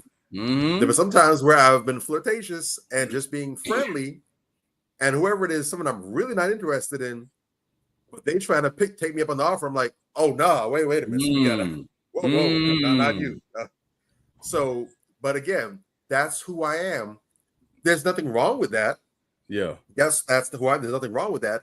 But I have to be mindful that I am acting in a way that fits my needs and my interest. If I'm looking for attention from this person, then flirt away with reckless abandon. Hey, go for it. Worst case scenario doesn't pan out. Best case scenario, I'm leaving with what a Big Crit said. 10 out of 10, she's dying to hit. That's just what my average is. So if it's like that, it's like that. But if not, then it goes sour. But if you don't want this attention from this person for whatever reason, you need to make sure you scale back some, or worst case scenario, don't say nothing. There you go. Look, but either way, know yourself and act accordingly. Right. Don't make no excuse about, I just said, hey, it's the way you did it, woman. You know how you are. Facts. And especially if everything isn't right at home, don't miss him smile that big a dude when he says you look beautiful. Meanwhile, you ain't been friendly with your dude in about a good 2-3 weeks. And don't mess around. And you was trying to just be nice and, you know, not shoot no shot, not flirt, but she takes it that way, and she is actually flirting. Oh, that's a exactly. Exactly. Now you just gave her the green light, and baby girl thinks she Dom Toretto. And dude is still over there watching your ass. So you have to be mindful. It's not enough to just be like, well, that's how I am. That's not sufficient. Don't get caught up. You need to make sure that you are working at your optimum. Be intentional. Stop being lazy with yourself. That's why that's one of the reasons why some people be catching strays, because you were reckless. Mm-hmm. All right. Facts. Yeah. All right, Aunt. All right. Take us home. That's what's up. For our final segment of the night, what you guys? Hey, you said that was the final segment. Then no, it's the real final segment. No. I have to just show this. And he real better quick. have it because he owe me. Oh Lord. Yeah, okay, you go owe ahead. me. Ed. What you All got? right, so the final segment of the night is our crown check, which is Paula McCarthy was the first Black woman to own and operate a spring water bottling plant in New York. After acquiring the facility in 2020, she remained determined to maintain ownership and to highlight the significance of Black representation in the natural resources. Paula was a true trailblazer and reminded us of the power of preservatives and vision. Meet the first Black mom who became the first Black woman in New York to own her spring water bottling plant. Amazing. Drop of heart. All right. Shout out to her. Wow. For doing what she Okay, does. shout out to All right? Sister McCarthy. Let me go find out what water I'm about to be drinking. Back. I love it. That's Okay. it. That's I hope all it's I not have Zephyr for Hills tonight, for the sunny. fellas. Well said. God bless. Hey, thanks everybody All right. so much for tuning in. You did? Definitely. Make sure you guys tune in next week. Next week, we're going to have a super, super dope show. It will be the final show of this year going into the holidays. Want to make sure that everybody's taking the right precaution to be safe with their family members.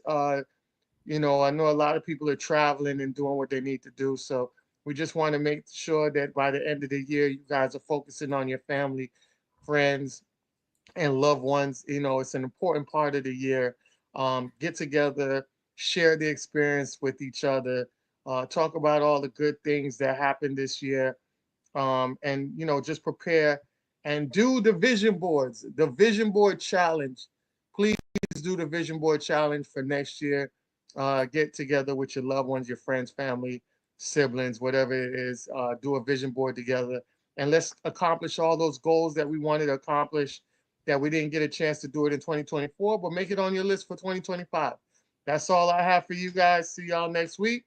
Fellas, y'all And real quick before we leave, almost forgot again. Terrible at this, and one of these days we're gonna get. Matter of fact, maybe that's gonna be on my vision board for next year. I'm bigging up myself a bit more. So I neglected to mention last week, but last week was actually my birthday. Okay, happy birthday! It was appreciated. And I definitely got to celebrate it the fun way. It was great doing the show and everything. It was a great show, wonderful. I've been getting so much love this whole week from all over. Days have passed. I'm still getting birthday love and everything. I appreciate everybody that reached out, that called, sent a text, dropped a message on Facebook or IG or whatever. Everyone who shouted me out or thinking about me. Really appreciate it. Got ambushed with a whole bunch of cupcakes and everything else. Yeah, it is. Got my ass handed to me on Monday. got a birthday Shark Tank, so I had about no less than 11 people trying to take my life. That was fun. But I really appreciate it. It was an amazing week. I definitely felt the love all week, and really appreciate it. More grateful than ever. Looking forward to taking all that vibes, all the energy, all the love, and to really make something big out of it next year. So 2025, again, for multiple reasons in multiple arenas, it's going to be a major year. And I've been telling some people, I'm seeing some things. I'm seeing the way the tea leaves are reading. I really believe that for a lot of people, 2025 is going to be a game-changing year for the better. I'm seeing a lot of things lining up for people. The ducks are in a row. The arrows are lining up. All I'm going to say is if you've been grinding hard this year, stay the course. 2025 is the year the rains are going to come. It's the year the rains are going to come. Make sure you got your buckets. Make sure you got your reservoirs open to catch some of them blessings coming out. We'll catch y'all next week for the last show of the year. Go ahead, Major. No, I was agreeing with you. You cooking. You good. I was just agreeing with you. That's all. Okay. Yeah, go ahead. Keep going. So without further ado, then we all good. Like Ann said, like, share, subscribe, pass the word, share us with your friends, share us with the enemies, share us with people you're on the fence with, get the word out, and link up with us. We don't bite. Make sure you join our Facebook group, Manversations 2020 on Facebook. We're active in there. We post all kind of great news, all kind of great tidbits. It's a perfect place to come in if you need to do some brainwashing. And by brainwashing, I mean getting all the gunk off your brain, off your boots that you've been stepping in social media, because we know it's a war zone. But you need to heal. You need to get some positive vibes. That's all we do. Come rock with us. We'll catch y'all next week, 8 p.m. Eastern Standard Time, Sunday. Major Gage, Bobby Drake, Anthony Malcolm, signing off. Yay! Happy birthday, Bobby! Yeah, let's sign off with Bobby at the birthday. We saw you at the Blue Oyster. I know you was at the Blue Oyster.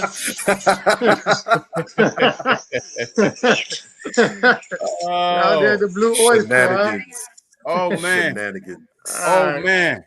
So yo, y'all peace out. We'll see you next week. All right. Peace out, everybody. Yeah. Peace. Manifestations. Man up. Manifestations. Man up. Manifestations. Man up. Manifestations. A place where we inform, build, and inspire. Manifestations. Man up. Manifestations. Man up. Manifestations. Man up. A place where we inform. Manifestations. A place where we inform, build, and inspire. You gotta eat what you kill. You gotta go out there. You gotta hunt for your meals. We all have that ability to connect with people, to be that motivational person in somebody's life. You gotta let people know there's certain lines you don't cross, and that there's gonna be consequences if you do. Man up. If you are an adult and you are in a relationship, that person's emotions are not your responsibility. Man up. Manifestations. Man up. Manifestations. Man up. Manifestations. A place where we inform, build, and inspire. The devil, during slavery, destroyed the masculinity or manhood of the so-called Negro. No man. No man. Right now you got to be trained all over again to be a man. When someone is obligated to do something, it is binding upon them to do it. And failure to do it causes reaction. Man up. Position make you rich. I don't have that type of richness. My richness is life forever. If that people knew their glorious past, if that people knew their glorious past, if that people knew their glorious past, then they would be more inclined to respect themselves. I'm not saying I'm going to rule the world or I'm going to change the world, but I guarantee that I will spark the brain that will change the world. And that's our job, is to spark somebody else watching us. A place where we inform, build, and inspire. Manifestations. Man up. Manifestations. Man up. Manifestations.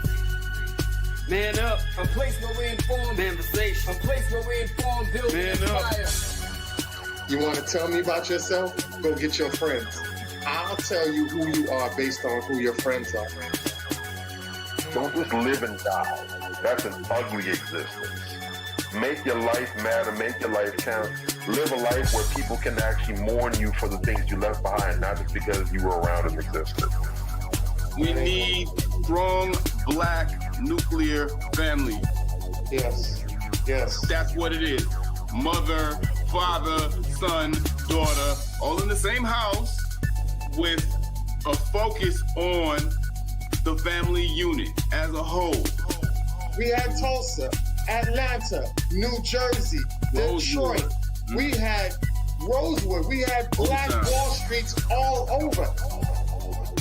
The Republicans aren't for us, but the Democrats aren't for us either. And we should have no alliance to any political party.